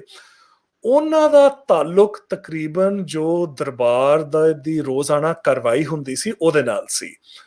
ਉਮਦਤਾ ਤਾਰੀਖ ਦੇ ਵਿੱਚ ਮਾਤਾ ਸਦਾ ਕੌਰ ਦਾ ਕਾਫੀ ਜ਼ਿਕਰ ਆਉਂਦਾ ਹੈ, ਪਰ ਉਹਦੇ ਵਿੱਚ ਜ਼ਿਕਰ ਦਾ ਜਿਹੜਾ ਕੰਟੈਕਸਟ ਹੈਗਾ ਉਹ ਜੋ ਦਰਬਾਰ ਦੇ ਵਿੱਚ ਰੋਜ਼ਾਨਾ ਹੋ ਰਿਹਾ ਹੈ ਉਸ ਦੇ ਵਿੱਚ ਆਉਂਦਾ ਹੈ। ਕਈ ਥਾਵਾਂ ਤੇ ਇਹ ਵੀ ਲਿਖਿਆ ਜਾਂਦਾ ਹੈ ਕਿ ਬਈ ਮਾਤਾ ਸਦਾ ਕੌਰ ਤੇ ਰਣਜੀਤ ਸਿੰਘ ਦੀ ਆਪਸ ਦੇ ਵਿੱਚ ਅਣਬਣ ਹੋ ਗਈ। ਪਰ ਇਸ ਤੋਂ ਇਲਾਵਾ ਮਹਾਰਾਜਾ ਦਾ ਘਰ ਜੋ ਸੀ, ਆਪਣੀ ਪਰਸਨਲ ਅਫੇਅਰ ਸਨ, ਉਹ ਸੋਹਣ ਲਾਲ ਸੂਰੀ ਦਾ ਵਿਸ਼ਾ ਹੀ ਨਹੀਂ ਸਨ। ਇਸ ਕਰਕੇ ਮਾਤਾ ਸਦਾ ਕੌਰ ਬਾਰੇ ਤੇ ਬਾਕੀ ਹੋਰ ਮਹਾਰਾਜਾ ਦੇ ਜ਼ਨਾਨੇ ਬਾਰੇ ਬਿਲਕੁਲ ਕੁਝ ਹੈ ਹੀ ਨਹੀਂ ਸੋਹਣ ਲਾਲ ਸੂਰੀ ਦੇ ਵਿੱਚ, ਥੋੜੇ ਥੋੜੇ ਰੈਫਰੈਂਸਸ ਹਨ। ਬਾਕੀ ਰਹਿ ਗਏ ਜਿਹੜੇ ਸ਼ਖਸ ਦਰਬਾਰ ਵਿੱਚ ਆਉਂਦੇ ਸਨ, ਟਰੈਵਲਰਸ, ਜਿਹੜੇ ਕਿ ਫਿਰੰਗੀ ਵੀ ਸਨ, ਉਹਨਾਂ ਚੋਂ ਦੋ ਹਿੰਦੁਸਤਾਨੀ ਵੀ ਸਨ, ਮੋਹਨ ਲਾਲ ਕਸ਼ਮੀਰੀ ਤੇ ਸਹਿਮਤ ਅਲੀ, ਜਿਹੜੇ ਅੰਗਰੇਜ਼ਾਂ ਦੇ ਮੁਨਸ਼ੀ ਸਨ, ਉਹਨਾਂ ਨੇ ਵੀ ਪੁਸਤਕਾਂ ਲਿਖੀਆਂ। ਪਰ ਤੁਸੀਂ ਇਮੇਜਿਨ ਕਰ ਸਕਦੇ ਹੋ ਕਿ ਉਸ ਟਾਈਮ ਤੇ ਇਹਨਾਂ ਸਾਰਿਆਂ ਟਰੈਵਲਰਸ ਨੂੰ ਇਹਨਾਂ ਦਾ ਵਾਹ ਤੇ ਸਿਰਫ ਦਰਬਾਰ ਤੇ ਦਰਬਾਰੀਆਂ ਨਾਲ ਸੀ, ਇਹਨਾਂ ਦਾ ਵਾਹ ਨਾ ਤੇ ਮਹਾਰਾਜਾ ਦੇ ਪਰਿਵਾਰ ਦੇ ਨਾਲ ਸਨ ਤੇ ਬੀਬੀਆਂ ਦੇ ਨਾਲ ਤੇ ਬਿਲਕੁਲ ਹੀ ਨਹੀਂ ਸੀ ਹੈਗਾ। ਸੋ ਇਹਦਾ ਨਤੀਜਾ ਇਹ ਸੀ ਕਿ ਜਿੰਨੇ ਵੀ ਅਕਾਊਂਟਸ ਲਿਖੇ ਗਏ ਉਹਨਾਂ ਦੇ ਵਿੱਚ ਮਾਤਾ ਸਦਾ ਕੌਰ ਦਾ, ਹੋਰ ਮਹਾਰਾਜਾ ਦੀਆਂ ਜਿਹੜੀਆਂ ਉਹਨਾਂ ਦੀਆਂ ਰਾਣੀਆਂ ਸਨ, ਉਹਨਾਂ ਦਾ ਬਹੁਤ ਘੱਟ ਜ਼ਿਕਰ ਆਉਂਦਾ ਹੈ। ਤੀਸਰਾ ਪਾਰਟ ਜਵਾਬ ਦਾ ਇਹ ਹੈ ਕਿ ਦੇਖੋ, ਭਾਵੇਂ ਸਿੱਖੀ ਦੇ ਵਿੱਚ 500 ਸਾਲ ਪਹਿਲਾਂ ਵੀ ਗੁਰੂ ਨਾਨਕ ਸਾਹਿਬ ਨੇ ਐਲਾਨ ਕੀਤਾ ਹੋਏ ਔਰਤਾਂ ਤੇ ਮਰਦਾਂ ਦੀ ਬਰਾਬਰੀ ਦਾ, ਅਸਲੀਅਤ ਇਹ ਹੈ ਕਿ ਸਾਡੀ ਇੱਕ ਪੈਟਰੀਆਰਕਲ ਸੁਸਾਇਟੀ ਹੈ ਜਿਹੜੀ ਕਿ ਹਜ਼ਾਰਾਂ ਸਾਲਾਂ ਤੋਂ ਚੱਲੀ ਆ ਰਹੀ ਹੈ। ਸੋ ਇਹ ਕੋਈ ਅਚੰਭੇ ਦੀ ਗੱਲ ਨਹੀਂ ਹੈਗੀ ਕਿ ਜਦ ਇਸ ਪੈਟਰੀਆਰਕਲ ਸੁਸਾਇਟੀ ਦੇ ਹਿਸਟੋਰੀਅਨਸ ਨੇ ਹਿਸਟਰੀ ਲਿਖੀ, ਮੈਂ ਸਿਰਫ 200 ਸਾਲ ਪੁਰਾਣੀ ਗੱਲ ਨਹੀਂ ਕਰ ਰਿਹਾ, ਮੈਂ ਅੱਜ ਦੀ ਵੀ ਗੱਲ ਕਰ ਰਿਹਾ ਵਾਂ, ਕਿ ਇਹ ਸਾਰੀ ਹਿਸਟਰੀ ਉਸੇ ਪੈਟਰੀਆਰਕਲ ਨਜ਼ਰੀਏ ਦੇ ਨਾਲ ਹੀ ਲਿਖੀ ਗਈ ਹੈ। ਸੋ ਇਹ ਇੱਕ ਬੜਾ ਕੰਪਲੈਕਸ ਵਿਸ਼ਾ ਹੈ। ਸੋ ਇਹਨਾਂ ਸਾਰੀਆਂ ਗੱਲਾਂ ਕਰਕੇ ਸਾਡੇ ਕੋਲ ਮਾਤਾ ਸਦਾ ਕੌਰ ਦਾ ਜ਼ਿਕਰ ਬੜਾ ਘੱਟ ਆਉਂਦਾ ਹੈ, ਤੇ ਮੇਰੇ ਹਿਸਾਬ ਦੇ ਨਾਲ ਜੋ ਜਗ੍ਹਾ ਉਹ ਸਾਡੇ ਇਤਿਹਾਸ ਦੇ ਵਿੱਚ ਡਿਜ਼ਰਵ ਕਰਦੇ ਹਨ, ਇਹ ਉਹਨਾਂ ਨੂੰ ਨਹੀਂ ਦਿੱਤੀ ਜਾਂਦੀ। ਠੀਕ ਹੈ ਸਰ, ਇੱਕ ਕੁਐਸਚਨ ਆਮਰ ਇਜਾਜ਼ ਸਾਹਿਬ ਵੱਲੋਂ ਆਇਆ ਹੈ। ਉਹਨਾਂ ਨੇ ਪੁੱਛਿਆ ਕਿ ਮਹਾਰਾਜਾ ਰਣਜੀਤ ਸਿੰਘ ਨੇ ਘੱਟ ਵੱਧ ਕੋਈ 9 ਵਿਆਹ ਕੀਤੇ, ਉਹਨਾਂ ਦੀ ਔਲਾਦ ਸੀ, ਪੁੱਤਰਾਂ ਦਾ ਤੇ ਬੜਾ ਜ਼ਿਕਰ ਮਿਲਦਾ ਹੈ, ਉਹਨਾਂ ਦੀ ਧੀ ਦਾ ਕੋਈ ਜ਼ਿਕਰ ਨਹੀਂ ਮਿਲਦਾ। ਕਿ ਉਹਨਾਂ ਵੱਲ ਕੋਈ ਧੀ ਜੰਮੀ ਨਹੀਂ ਸੀ, ਜਾਂ ਜਾਣ ਬੁੱਝ ਕੇ ਹੀ ਉਹਨੂੰ ਅਵਾਇਡ ਕੀਤਾ ਜਾਂਦਾ ਹੈ, ਉਹ ਗੱਲ ਕਿਉਂ ਨਹੀਂ ਕੀਤੀ ਜਾਂਦੀ, ਉਹਨਾਂ ਦਾ ਕੋਈ ਨਾਂ ਨਹੀਂ ਸੁਣਨਾ? ਜੀ, ਇਹ ਸਵਾਲ ਜੀ ਮੈਨੂੰ 2-3 ਵਾਰੀ ਪੁੱਛਿਆ ਗਿਆ, ਕਿਉਂਕਿ ਜਦੋਂ ਕਿਤਾਬ ਰਿਲੀਜ਼ ਹੋਈ ਸੀ ਕਾਫੀ ਥਾਵਾਂ ਤੇ ਡਿਸਕਸ਼ਨਸ ਹੋਏ ਸਨ। ਅਨਫੋਰਚੂਨੇਟਲੀ ਮੇਰੇ ਕੋਲ ਇਹਦਾ ਕੋਈ ਜਵਾਬ ਨਹੀਂ ਹੈਗਾ, ਤੇ ਜਿਹੜਾ ਮੈਂ ਤੁਹਾਨੂੰ ਜਵਾਬ ਮਾਤਾ ਸਦਾ ਕੌਰ ਬਾਰੇ ਦਿੱਤਾ ਸੀ ਨਾ, ਉਹ ਗੱਲ ਇੱਥੇ ਵੀ ਅਪਲਾਈ ਕਰਦੀ ਹੈ। ਉਹ ਇਹ ਕਿ ਕਿਉਂਕਿ ਸਾਡੀਆਂ ਸੋਰਸਸ ਜਾਂ ਤੇ ਆਫੀਸ਼ੀਅਲ ਬਾਇਓਗ੍ਰਾਫਰਸ ਨੇ ਜਾਂ ਟਰੈਵਲਰਸ ਨੇ, ਇਹਨਾਂ ਦੋਨਾਂ ਸੋਰਸਸ ਨੂੰ ਮਹਾਰਾਜਾ ਦੀ ਜਿਹੜੀ ਨਿੱਜੀ ਲਾਈਫ ਸੀ, ਜਨਾਨੇ ਦੀ ਲਾਈਫ ਸੀ, ਕੋਈ ਐਕਸੈਸ ਹੀ ਨਹੀਂ ਸੀ ਹੈਗਾ। ਸੋ ਮੈਨੂੰ ਕਈ ਵਾਰੀ ਇਹ ਸਵਾਲ ਪੁੱਛਿਆ ਗਿਆ ਹੈ, ਮੇਰੀ ਖੋਜ ਦੇ ਵਿੱਚ ਵੀ ਮੈਨੂੰ ਇੱਕ ਵੀ ਕਿਥੇ ਜ਼ਿਕਰ ਹਵਾਲਾ ਮਿਲਿਆ ਹੀ ਨਹੀਂ ਕਿ ਮਹਾਰਾਜਾ ਰਣਜੀਤ ਸਿੰਘ ਦੀ ਕੋਈ ਬੇਟੀ ਹੋਵੇ। ਇਹ ਬੜੀ ਅਜੀਬ ਗੱਲ ਲੱਗਦੀ ਹੈ ਮੈਨੂੰ ਵੀ, ਕਿਉਂਕਿ ਦੇਖੋ ਜਦ ਇੰਨੇ ਵਿਆਹ ਸਨ, ਹੋਰ ਕੌਂਕਿਊਬਾਈਨਸ ਵੀ ਬੜੀਆਂ ਸਨ ਦਰਬਾਰ ਦੇ ਵਿੱਚ, ਸੋ ਲੌਜਿਕ ਸਾਨੂੰ ਕਹਿੰਦਾ ਹੈ ਕਿ ਜ਼ਰੂਰ ਬੇਟੀਆਂ ਵੀ ਹੋਣਗੀਆਂ, ਪਰ ਮੈਨੂੰ ਕੋਈ ਰੈਫਰੈਂਸ ਹਿਸਟਰੀ ਦੇ ਵਿੱਚ ਨਹੀਂ ਲੱਭਾ। ਠੀਕ ਹੈ ਜੀ। ਰੇਨੂ ਸਿੰਘ ਸਾਹਿਬਾਂ ਦਾ ਕੁਐਸਚਨ ਸੀ, ਉਹ ਤੁਸੀਂ ਦੱਸ ਦਿੱਤਾ। ਇੱਕ ਹਰਦੀਪ ਕੌਰ ਨੇ, ਉਹਨਾਂ ਦਾ ਕੁਐਸਚਨ ਹੈ ਕਿ ਹਾਊ ਮੈਨੀ ਗੋਰਖਾਸ ਵਰ working at that time, how later they helped British in annexation of Punjab?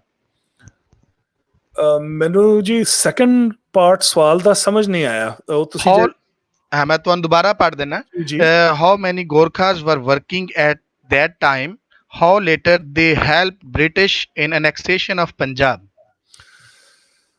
So as far as the numbers are concerned, ਮੈਨੂੰ ਥੋੜੀ ਜਿਹੀ ਖੋਜ ਕਰਨੀ ਪਏਗੀ, ਕਿਉਂਕਿ ਹੁਣ ਮੈਨੂੰ ਵੀ ਟਾਈਮ ਹੋ ਗਿਆ ਇਹ ਸਾਰੀਆਂ ਚੀਜ਼ਾਂ ਦੀ ਜਿਹੜੀ ਡਿਟੇਲ ਰਿਸਰਚ ਨੂੰ। ਬਟ ਆਈ ਵੁੱਡ ਸੇ ਕਿ ਉਹਨਾਂ ਦੀ ਸੰਖਿਆ ਹਜ਼ਾਰਾਂ ਦੀ ਨਹੀਂ ਸੀ ਹੈਗੀ। I would probably imagine that there were several hundred Gorkha soldiers ਜਿਹੜੇ ਕਿ ਬਾਲ ਬਦਰ ਥਾਪਾ ਦੇ ਅੰਡਰ ਹੈਗੇ ਸਨ, ਤੇ ਜਿਹੜੀ ਕਿ ਐਂਗਲੋ ਸਿੱਖ ਵਾਰਸ ਹੋਈਆਂ ਸਨ, ਮੈਂ ਪਹਿਲਾਂ I just want to offer a caveat ਕਿ ਇਹ ਆਪਣੇ ਆਪ ਦੇ ਵਿੱਚ ਹੀ ਬੜਾ ਵੱਡਾ ਵਿਸ਼ਾ ਹੈ, ਤੇ ਮੇਰੀ ਇਹਦੇ ਵਿੱਚ ਖੋਜ ਕੋਈ ਬਹੁਤ ਡੂੰਘੀ ਨਹੀਂ ਹੈਗੀ। ਪਰ ਜਿੱਥੋਂ ਤੱਕ ਮੈਨੂੰ ਯਾਦ ਹੈ, ਐਂਗਲੋ ਸਿੱਖ ਵਾਰਸ ਦੇ ਵਿੱਚ ਗੋਰਖਿਆਂ ਦਾ ਸ਼ਾਇਦ ਕੋਈ ਬਹੁਤ ਵੱਡਾ ਯੋਗਦਾਨ ਨਹੀਂ ਸੀ ਹੈਗਾ। But I offer this with the caveat ਕਿ ਮੈਂ ਨਾ ਤੇ ਇਹਦੇ ਤੇ ਬਹੁਤੀ ਖੋਜ ਕੀਤੀ ਹੈ, ਤੇ ਮੈਨੂੰ ਥੋੜਾ ਟਾਈਮ ਵੀ ਹੋ ਗਿਆ ਰੈਫਰੈਂਸਸ ਪੜ੍ਹਿਆ ਨੂੰ। ਠੀਕ ਹੈ। ਸੁਖਦੇਵ ਸੋਲ ਸਾਹਿਬ ਨੇ ਕੁਐਸਚਨ ਕੀਤਾ ਕਿ please differentiate the image of Maharaja Ranjit Singh in non-British European travelers or military generals accounts? ਇਹ ਬੜਾ ਅੱਛਾ ਸਵਾਲ ਹੈ ਜੀ, ਐਂਡ ਇਹਦੇ ਬਾਰੇ ਮੈਂ ਇੱਕ ਦੋ ਗੱਲਾਂ ਕਰਨੀਆਂ ਚਾਹੁੰਦਾ ਹਾਂ। ਸਾਡੇ ਕੋਲ ਮਹਾਰਾਜਾ ਰਣਜੀਤ ਸਿੰਘ ਦੇ ਬਾਰੇ 2-3 ਕਿਸਮਾਂ ਦੇ ਸੋਰਸਿਸ ਹਨ। ਸਭ ਤੋਂ ਪਹਿਲਾਂ ਸੋਹਣ ਲਾਲ ਸੂਰੀ, ਜਿਨ੍ਹਾਂ ਬਾਰੇ ਮੈਂ ਆਲਰੇਡੀ ਗੱਲ ਕਰਤੀ, ਸੋ ਆਈ ਵੋਂਟ ਬਿਲੇਬਰ ਹਿਮ ਐਨੀ ਮੋਰ। ਅੱਛਾ, ਕੁਝ ਸੋਰਸਿਸ ਹਨ, ਬਾਕੀ ਜਿਹੜੇ ਸਾਡੇ ਸੋਰਸਿਸ ਹਨ ਉਹ ਜ਼ਿਆਦਾ ਫੋਰਨ ਸੋਰਸਿਸ ਹਨ, ਤੇ ਇਹਨਾਂ ਨੂੰ ਅਸੀਂ 2 ਕੈਟਾਗਰੀਜ਼ ਦੇ ਵਿੱਚ ਪਾ ਸਕਦੇ ਹਾਂ। ਇੱਕ ਕੈਟਾਗਰੀ ਹੈਗੀ ਹੈ ਉਹਨਾਂ ਟਰੈਵਲਰਸ ਦੀ, ਵਿਜ਼ਿਟਰਸ ਦੀ, ਜਿਹੜੇ ਕਿ ਦਰਬਾਰ ਦੇ ਵਿੱਚ ਆਏ ਤੇ ਜਿਨ੍ਹਾਂ ਨੇ ਜੋ ਕੁਝ ਆਪਣੇ ਅੱਖੀ ਦੇਖਿਆ ਉਹਨਾਂ ਨੇ ਬਿਆਨ ਕੀਤਾ। ਤੀਸਰੀ ਕੈਟਾਗਰੀ ਹੈਗੀ ਹੈ ਅੰਗਰੇਜ਼ਾਂ ਦੀ, ਜਿਨ੍ਹਾਂ ਨੇ 1848 ਤੋਂ ਬਾਅਦ ਲਿਖਿਆ। ਇਹਨਾਂ ਤਿੰਨਾਂ ਚੀਜ਼ਾਂ ਦੇ ਵਿੱਚ, ਇਹਨਾਂ ਤਿੰਨਾਂ ਸੋਰਸਿਸ ਦੇ ਵਿੱਚ ਅਸੀਂ ਜੇ ਅਕਾਊਂਟਸ ਪੜ੍ਹੀਏ ਮਹਾਰਾਜਾ ਰਣਜੀਤ ਸਿੰਘ ਦੇ, ਸਾਨੂੰ ਬੜੇ ਫਰਕ ਦਿਸਦੇ ਨੇ। ਤੇ ਜਦੋਂ ਅਸੀਂ ਹਿਸਟਰੀ ਪੜ੍ਹਦੇ ਹਾਂ, ਸਾਨੂੰ ਇਸ ਗੱਲ ਨੂੰ ਦਿਮਾਗ 'ਚ ਰੱਖਣ ਦੀ ਬਹੁਤ ਜ਼ਰੂਰਤ ਹੈ ਕਿ ਇਹ ਕਿਹੜੀ ਕੈਟਾਗਰੀ ਦੇ ਸੋਰਸਿਸ ਹਨ। ਹੁਣ ਮੈਂ ਇਸ ਤੇ ਥੋੜਾ ਜਿਹਾ ਇਲੈਬੋਰੇਟ ਕਰਦਾ ਹਾਂ। ਹੁਣ ਦੇਖੋ ਸੋਹਨ ਲਾਲ ਸੂਰੀ ਇੱਕ ਆਫੀਸ਼ੀਅਲ ਬਾਇਓਗ੍ਰਾਫਰ ਸਨ। ਉਹ ਕੋਰਟ ਦਾ ਦਫ਼ਤਰ ਮੇਨਟੇਨ ਕਰਦੇ ਸਨ। ਨੈਚੁਰਲੀ ਅਸੀਂ ਅਸਿਊਮ ਕਰਾਂਗੇ ਕਿ ਉਹਨਾਂ ਦੀ ਲਿਖਤ ਦੇ ਵਿੱਚ ਮਹਾਰਾਜਾ ਬਾਰੇ ਕੋਈ ਨੈਗੇਟਿਵ ਗੱਲ ਸਾਨੂੰ ਨਹੀਂ ਲੱਭੇਗੀ ਤੇ ਬਿਲਕੁਲ ਅਸਲੀਅਤ ਵੀ ਇਹੋ ਹੈ, ਸਾਨੂੰ ਕੁਝ ਉਹਨਾਂ ਮਹਾਰਾਜਾ ਬਾਰੇ ਨੈਗੇਟਿਵ ਗੱਲ ਨਹੀਂ ਲੱਭਦੀ। ਹੁਣ ਇੱਕ ਸਪੈਸੀਫਿਕ ਐਗਜ਼ਾਮਪਲ ਮੈਂ ਦਿੰਦਾ ਹਾਂ। ਜੇ ਅਸੀਂ ਅਫਗਾਨੀ ਸੋਰਸਸ ਪੜ੍ਹੀਏ ਤੇ ਸਾਨੂੰ ਇਹ ਦੱਸਿਆ ਜਾਂਦਾ ਹੈ ਕਿ ਜਦੋਂ ਸਿੱਖਾਂ ਨੇ ਪਿਸ਼ਾਵਰ ਦੇ ਉੱਤੇ ਕਬਜ਼ਾ ਕੀਤਾ, ਸਿੱਖਾਂ ਨੇ ਬਹੁਤ ਤਬਾਹੀ ਮਚਾਈ ਪਿਸ਼ਾਵਰ ਦੇ ਵਿੱਚ। ਉਹਨਾਂ ਨੇ ਬਾਲਾ ਹਿਸਾਰ ਜਿਹੜਾ ਕਿ ਫੋਰਟ ਹੈਗਾ ਸੀ ਉਹਦੇ ਵਿੱਚ ਦਰਖਤ ਤੱਕ ਕੱਟ ਦਿੱਤੇ, ਸਾਰਾ ਕੁਝ ਉੱਥੋਂ ਲੁੱਟ ਕੇ ਲੈ ਗਏ। ਤੇ ਓਲਾਫ ਕਰੋ ਜਿਸ ਦੀ ਕਿਤਾਬ ਅਫਗਾਨਾਂ ਬਾਰੇ ਅਫਗਾਨ ਵਿਊ ਪੁਆਇੰਟ ਤੋਂ ਲਿਖੀ ਗਈ ਹੈ, ਉਸ ਦੇ ਵਿੱਚ ਵੀ ਐਸੇ ਹਵਾਲੇ ਆਉਂਦੇ ਹਨ। ਹੁਣ ਜੇ ਤੁਸੀਂ ਸੋਹਨ ਲਾਲ ਸੂਰੀ ਦੇ ਦਫ਼ਤਰ ਨੂੰ ਪੜ੍ਹੋ ਤੇ ਉਹ ਸੋਹਨ ਲਾਲ ਸੂਰੀ ਦੇ ਵਿੱਚ ਇੱਕ ਬੜਾ ਬਰੀਫ ਤੇ ਸੈਂਸਰਡ ਅਕਾਊਂਟ ਤੁਹਾਨੂੰ ਮਿਲਦਾ ਹੈ ਸਿੱਖਾਂ ਦੇ ਲਾਹੌਰ ਦੇ ਸਿੱਖਾਂ ਦੇ ਪਿਸ਼ਾਵਰ ਦੇ ਕਬਜ਼ੇ ਬਾਰੇ। ਸੋ ਕਹਿਣ ਦਾ ਮੇਰਾ ਭਾਵ ਕੀ ਹੈਗਾ ਕਿ ਜਿਹੜੇ ਕਿ ਆਬਜ਼ਰਵਰ ਸਨ ਉਹਨਾਂ ਦਾ ਵਿਊ ਪੁਆਇੰਟ ਡੈਫੀਨਿਟਲੀ ਇਨਫਲੂਐਂਸ ਕਰਦਾ ਹੈ ਕਿ ਉਹ ਮਹਾਰਾਜਾ ਬਾਰੇ ਕੀ ਲਿਖਦੇ ਨੇ। ਹੁਣ ਜਿਹੜੇ ਤੁਸੀਂ ਫਰਸਟ ਕੈਟੇਗਰੀ ਆਫ ਵਿਜ਼ਿਟਰਸ ਨੇ ਉਹਨਾਂ ਨੂੰ ਪੜ੍ਹੋ, ਭਾਵੇਂ ਅੰਗਰੇਜ਼ ਸਨ, ਭਾਵੇਂ ਉਹ ਅਲੈਗਜ਼ੈਂਡਰ ਗਾਰਡਨਰ ਸੀ, ਭਾਵੇਂ ਜਾਕਮੌਂਟ ਸੀ, ਭਾਵੇਂ ਹੋਨਿਗਬਰਗਰ ਸੀ, ਭਾਵੇਂ ਵੁਲਫ ਸੀ, ਜਿਨ੍ਹਾਂ ਨੇ ਜਿਹੜੇ ਐਸ ਟਰੈਵਲਰਸ ਆਏ, ਮੈਨੂੰ ਮਹਿਸੂਸ ਹੁੰਦਾ ਹੈ ਕਿ ਉਹਨਾਂ ਦੀਆਂ ਜਿਹੜੀਆਂ ਆਬਜ਼ਰਵੇਸ਼ਨਸ ਹਨ ਉਹ 90% ਬੜੀਆਂ ਐਕੂਰੇਟ ਤੇ ਬੜੀਆਂ ਓਨੈਸਟ ਸਨ, ਕਿਉਂਕਿ ਉਹਨਾਂ ਦਾ ਕੋਈ ਖਾਸ ਏਜੰਡਾ ਨਹੀਂ ਸੀ ਹੈਗਾ, ਜੋ ਉਹਨਾਂ ਨੂੰ ਸਾਹਮਣੇ ਦਿਸਿਆ ਉਹਨਾਂ ਨੇ ਲਿਖ ਦਿੱਤਾ। ਤੇ ਇਹਨਾਂ ਦੇ ਅਕਾਊਂਟਸ ਦੇ ਵਿੱਚ ਮਹਾਰਾਜਾ ਦੀ ਸ਼ਖਸੀਅਤ ਜਿਹੜੀ ਸਾਡੇ ਸਾਹਮਣੇ ਆਉਂਦੀ ਹੈ, ਉਹ ਇੱਕ ਐਸੇ ਇਨਸਾਨ ਦੀ ਹੈ ਜਿਹੜਾ ਕਿ ਅਨਪੜ੍ਹ ਸੀ ਪਰ ਬਹੁਤ ਤੇਜ਼ ਦਿਮਾਗ ਵਾਲਾ ਸੀ, ਸੂਖਸ਼ਮ ਗੱਲਾਂ ਨੂੰ ਸਮਝਦਾ ਸੀ, ਸਵਾਲ ਐਸੇ ਐਸੇ ਕਰਦਾ ਸੀ ਕਿ ਵੱਡੇ ਵੱਡੇ ਵਿਦਵਾਨ ਹੈਰਾਨ ਹੋ ਜਾਂਦੇ ਸੀ ਸੁਣ ਕੇ ਕਿ ਐਸੇ ਸਵਾਲ ਸਾਨੂੰ ਕੀਤੇ ਜਾ ਰਹੇ ਹਨ। ਜਿਹੜੀ ਦਰਿਆਦਿਲੀ ਦੀ ਗੱਲ ਹੈ ਉਹ ਤਕਰੀਬਨ ਇਹ ਸਾਰੇ ਜਿਹੜੇ ਵਿਜ਼ਿਟਰ ਸਨ ਉਹ ਸਭ ਬਿਆਨ ਕਰਦੇ ਹਨ। ਐਬਸੋਲਿਊਟ ਮੋਨਾਰਕ ਸੀ, ਇਹ ਵੀ ਸਾਰੇ ਲਿਖਦੇ ਹਨ ਕਿ ਮਹਾਰਾਜੇ ਦੀ ਗੱਲ ਨੂੰ ਦਰਬਾਰ ਦੇ ਵਿੱਚ ਕੋਈ ਕਿੰਤੂ ਪਰੰਤੂ ਨਹੀਂ ਸੀ ਕਰ ਸਕਦਾ। ਹੁਣ ਇੱਕ ਥਰਡ ਸੈਟ ਆਫ ਅਕਾਊਂਟਸ ਜਿਹੜੇ ਨੇ ਉਹ ਪੋਸਟ 1848 ਜਿਹੜੇ ਅਸੀਂ ਪੜ੍ਹਦੇ ਹਾਂ, ਉਹਨਾਂ ਦੇ ਵਿੱਚ ਆ ਕੇ ਸਾਨੂੰ ਨਾ ਦਿਖਦਾ ਹੈਗਾ ਕਿ ਨੈਰੇਟਿਵ ਜਿਹੜਾ ਹੈ ਬਿਲਕੁਲ ਚੇਂਜ ਹੋ ਜਾਂਦਾ ਹੈ। ਉਹਦੇ ਵਿੱਚ ਤੁਸੀਂ ਸਿਰਫ ਮਹਾਰਾਜਾ ਬਾਰੇ ਹੀ ਨਹੀਂ ਪਰ ਮਹਾਰਾਜਾ ਦੇ ਦਰਬਾਰੀ, ਮਹਾਰਾਜਾ ਦੇ ਪਰਿਵਾਰ, ਉਹਨਾਂ ਬਾਰੇ ਮਾੜੀ ਤੋਂ ਮਾੜੀ ਜੋ ਅਸ਼ਲੀਲ ਗੱਲ ਇਮੇਜਿਨ ਕਰ ਸਕਦੇ ਹੋ ਉਹ ਇਹਨਾਂ ਅਕਾਊਂਟਸ ਦੇ ਵਿੱਚ ਲਿਖੀ ਹੋਈ ਹੈ। ਕਿਉਂ? ਉਹਦੇ ਵਾਸਤੇ ਸਾਨੂੰ ਥੋੜਾ ਜਿਹਾ ਐਨਾਲਿਸਿਸ ਕਰਨ ਦੀ ਲੋੜ ਹੈ।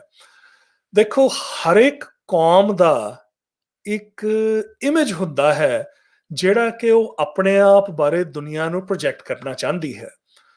ਅੰਗਰੇਜ਼ਾਂ ਦਾ ਵੀ ਇੱਕ ਐਸਾ ਇਮੇਜ ਹੈ। ਹੁਣ ਤੁਸੀਂ ਸਾਰਿਆਂ ਨੇ ਇਹ ਐਕਸਪ੍ਰੈਸ਼ਨ ਸੁਣਿਆ ਹੋਏਗਾ, it's not cricket. So it's not cricket expression ਦਾ ਮਤਲਬ ਇਹ ਹੈਗਾ ਕਿ ਇਹ ਦੀਨ ਇਮਾਨ ਵਾਲੀ ਗੱਲ ਨਹੀਂ ਹੈਗੀ।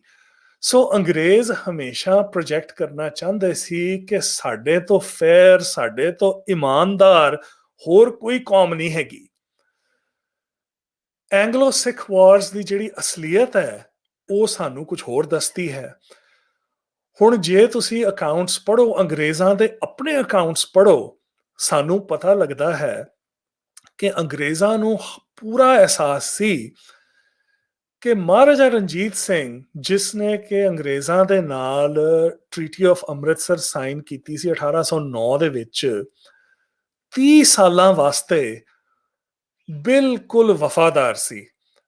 ਮਹਾਰਾਜਾ ਰਣਜੀਤ ਸਿੰਘ ਨੇ ਕਦੀ ਅੰਗਰੇਜ਼ਾਂ ਦੇ ਨਾਲ ਦਗਾ ਨਹੀਂ ਕੀਤਾ ਤੇ ਉਸ ਜਿਹੜੀ ਟ੍ਰੀਟੀ ਨੂੰ ਪੂਰੀ ਤਰ੍ਹਾਂ ਨਿਭਾਇਆ। ਮਹਾਰਾਜਾ ਰਣਜੀਤ ਸਿੰਘ ਦੇ ਚਲੇ ਜਾਣ ਤੋਂ ਬਾਅਦ ਜਿਹੜੇ 10 ਸਾਲ ਲੰਘੇ ਉਹਦੇ ਵਿੱਚ ਪੰਜਾਬ ਦੇ ਵਿੱਚ ਬਹੁਤ ਕੁਝ ਹੋਇਆ ਤੇ ਅਸੀਂ ਜੇ ਮੁੱਕਦੀ ਗੱਲ ਤੇ ਆਈਏ ਤੇ ਅੰਗਰੇਜ਼ਾਂ ਨੇ ਫੈਸਲਾ ਕੀਤਾ ਕਿ ਹੁਣ ਸਮਾਂ ਆ ਗਿਆ ਹੈ ਕਿ ਅਸੀਂ ਪੰਜਾਬ ਤੇ ਕਬਜ਼ਾ ਕਰ ਸਕਦੇ ਹਾਂ ਤੇ ਸਾਨੂੰ ਕਰਨਾ ਚਾਹੀਦਾ ਹੈ। ਕਬਜ਼ਾ ਕਰਨ ਵਾਸਤੇ ਅੰਗਰੇਜ਼ਾਂ ਨੇ ਐਸੇ ਤੌਰ ਤਰੀਕੇ ਅਪਣਾਏ ਜਿਨ੍ਹਾਂ ਬਾਰੇ ਉਹ ਆਪਣੇ ਆਪ ਸ਼ਰਮਸ਼ਾਰ ਸਨ। ਤੁਸੀਂ ਉਹਨਾਂ ਦੇ ਆਪਣੇ ਅਕਾਊਂਟਸ ਪੜ੍ਹੋ ਜਿਹੜੇ ਕਿ ਬਾਅਦ ਦੇ ਵਿੱਚ ਉਹਨਾਂ ਨੇ ਲਿਖੇ, ਤੇ ਤੁਹਾਨੂੰ ਪਤਾ ਲੱਗਦਾ ਹੈ ਕਿ ਉਹ ਐਕਨੋਲੇਜ ਕਰਦੇ ਨੇ ਕਿ ਅਸੀਂ ਸਿੱਖਾਂ ਦੇ ਨਾਲ ਬੜਾ ਵੱਡਾ ਦਗਾ ਕੀਤਾ। ਉਹਨਾਂ ਦੇ ਜਰਨੈਲਾਂ ਨੂੰ ਰਿਸ਼ਵਤਾਂ ਦੇ ਕੇ ਅਸੀਂ ਜੰਗ ਜਿੱਤੇ।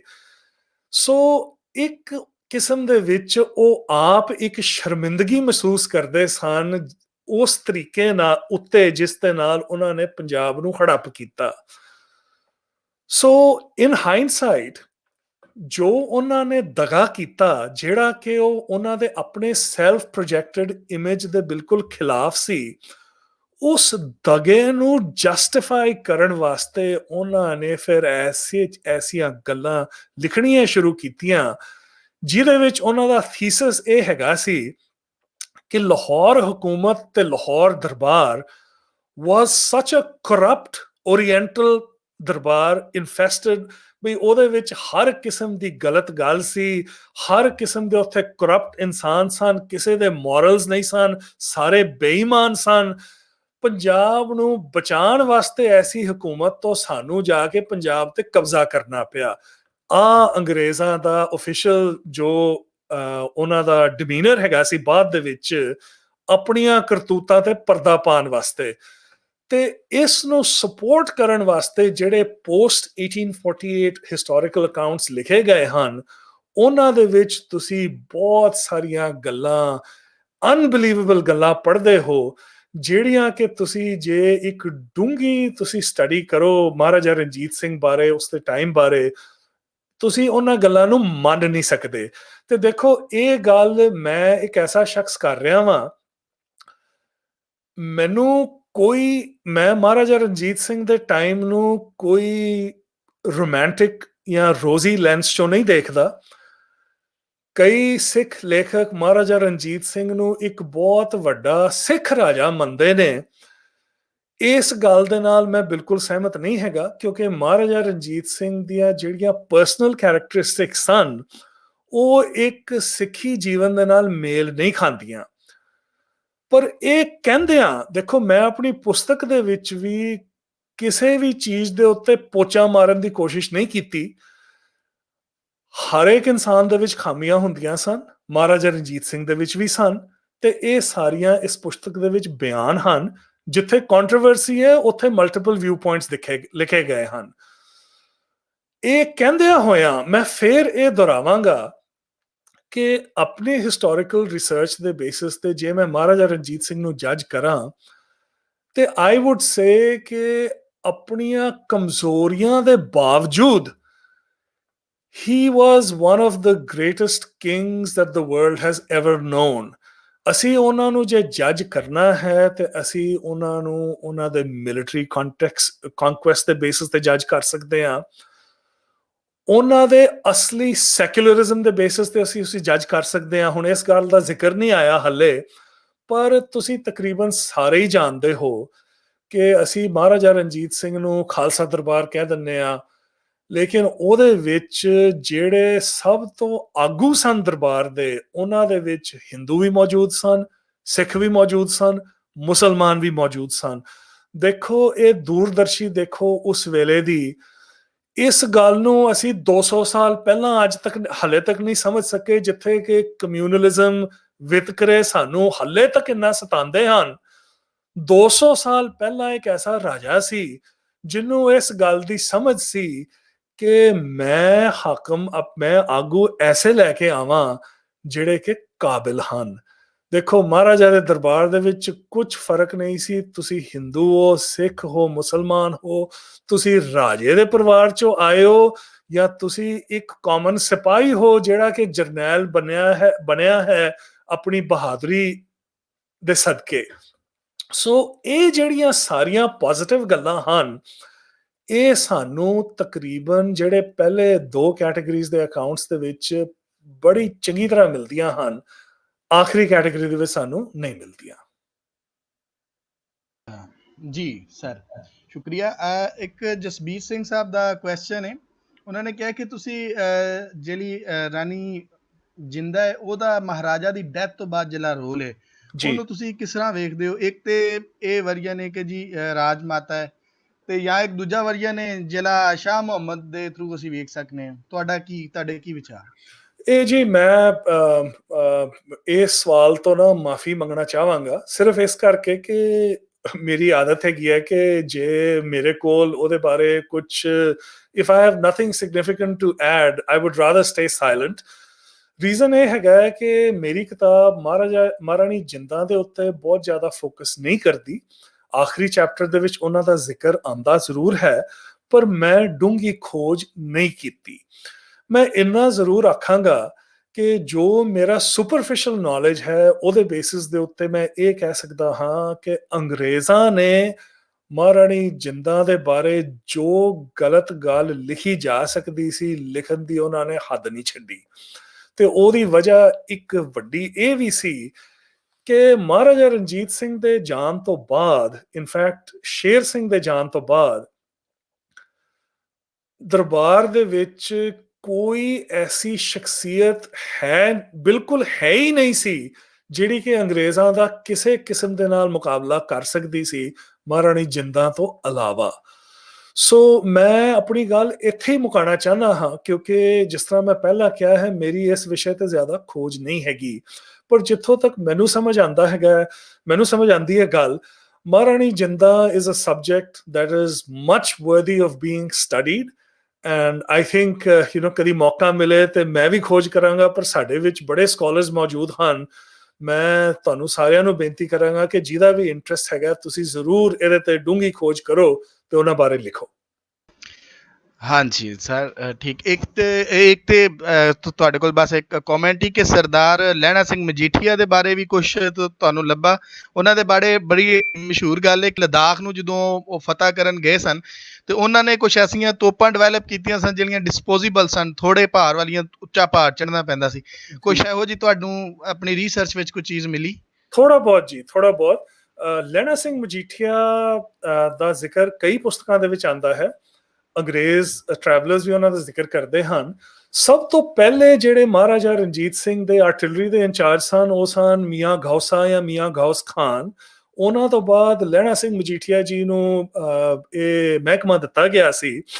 ਤੇ ਅੰਗਰੇਜ਼ ਅਬਜ਼ਰਵਰਸ, ਹੁਣ ਅੰਗਰੇਜ਼ ਸਨ ਕਿ ਹੋਰ ਯੂਰੋਪੀਅਨ ਸਨ, ਮੈਨੂੰ ਯਾਦ ਨਹੀਂ ਐਗਜ਼ੈਕਟ ਹਵਾਲਾ, ਬਟ ਮੈਂ ਪੜ੍ਹਿਆ ਜ਼ਰੂਰ ਹੈ ਕਿ ਉਹ ਲਹਿਣਾ ਸਿੰਘ ਮਜੀਠੀਆ ਤੋਂ ਬਹੁਤ ਜ਼ਿਆਦਾ ਇੰਪ੍ਰੈਸਡ ਸਨ, ਉਹਨਾਂ ਦੀ ਇੰਜੀਨੀਅਰਿੰਗ ਕੈਪੇਬਿਲਿਟੀਜ਼ ਤੋਂ। ਤੇ ਇਨਫੈਕਟ ਲਹਿਣਾ ਸਿੰਘ ਮਜੀਠੀਆ ਇੰਨੇ ਕੁ ਮਾਹਿਰ ਸਨ ਕਿ ਉਹਨਾਂ ਨੇ ਤੋਪਾਂ ਨੂੰ ਰਿਵਰਸ ਇੰਜੀਨੀਅਰ ਕਰਕੇ ਉਹਨਾਂ ਨੇ ਨਵੀਆਂ ਤੋਪਾਂ ਆਪ ਬਣਾਉਣੀਆਂ ਸ਼ੁਰੂ ਕੀਤੀਆਂ। ਗਨ ਪਾਊਡਰ ਦੀ ਫੈਕਟਰੀ ਲਾਈ ਗਈ। ਮਹਾਰਾਜਾ ਰਣਜੀਤ ਸਿੰਘ ਦੇ ਜਿਹੜੇ ਪਰਸਨਲ ਫਿਜ਼ੀਸ਼ੀਅਨ ਸਨ, ਮਾਰਟਨ ਹੋਨਿਕਬਰਗਰ, ਉਹ ਹੋਮਿਓਪੈਥ ਸਨ। ਸੋ ਉਹਨਾਂ ਦਾ ਉਹ ਗਨ ਪਾਊਡਰ ਫੈਕਟਰੀ ਦੇ ਇੰਚਾਰਜ ਵੀ ਹੁੰਦੇ ਸਨ।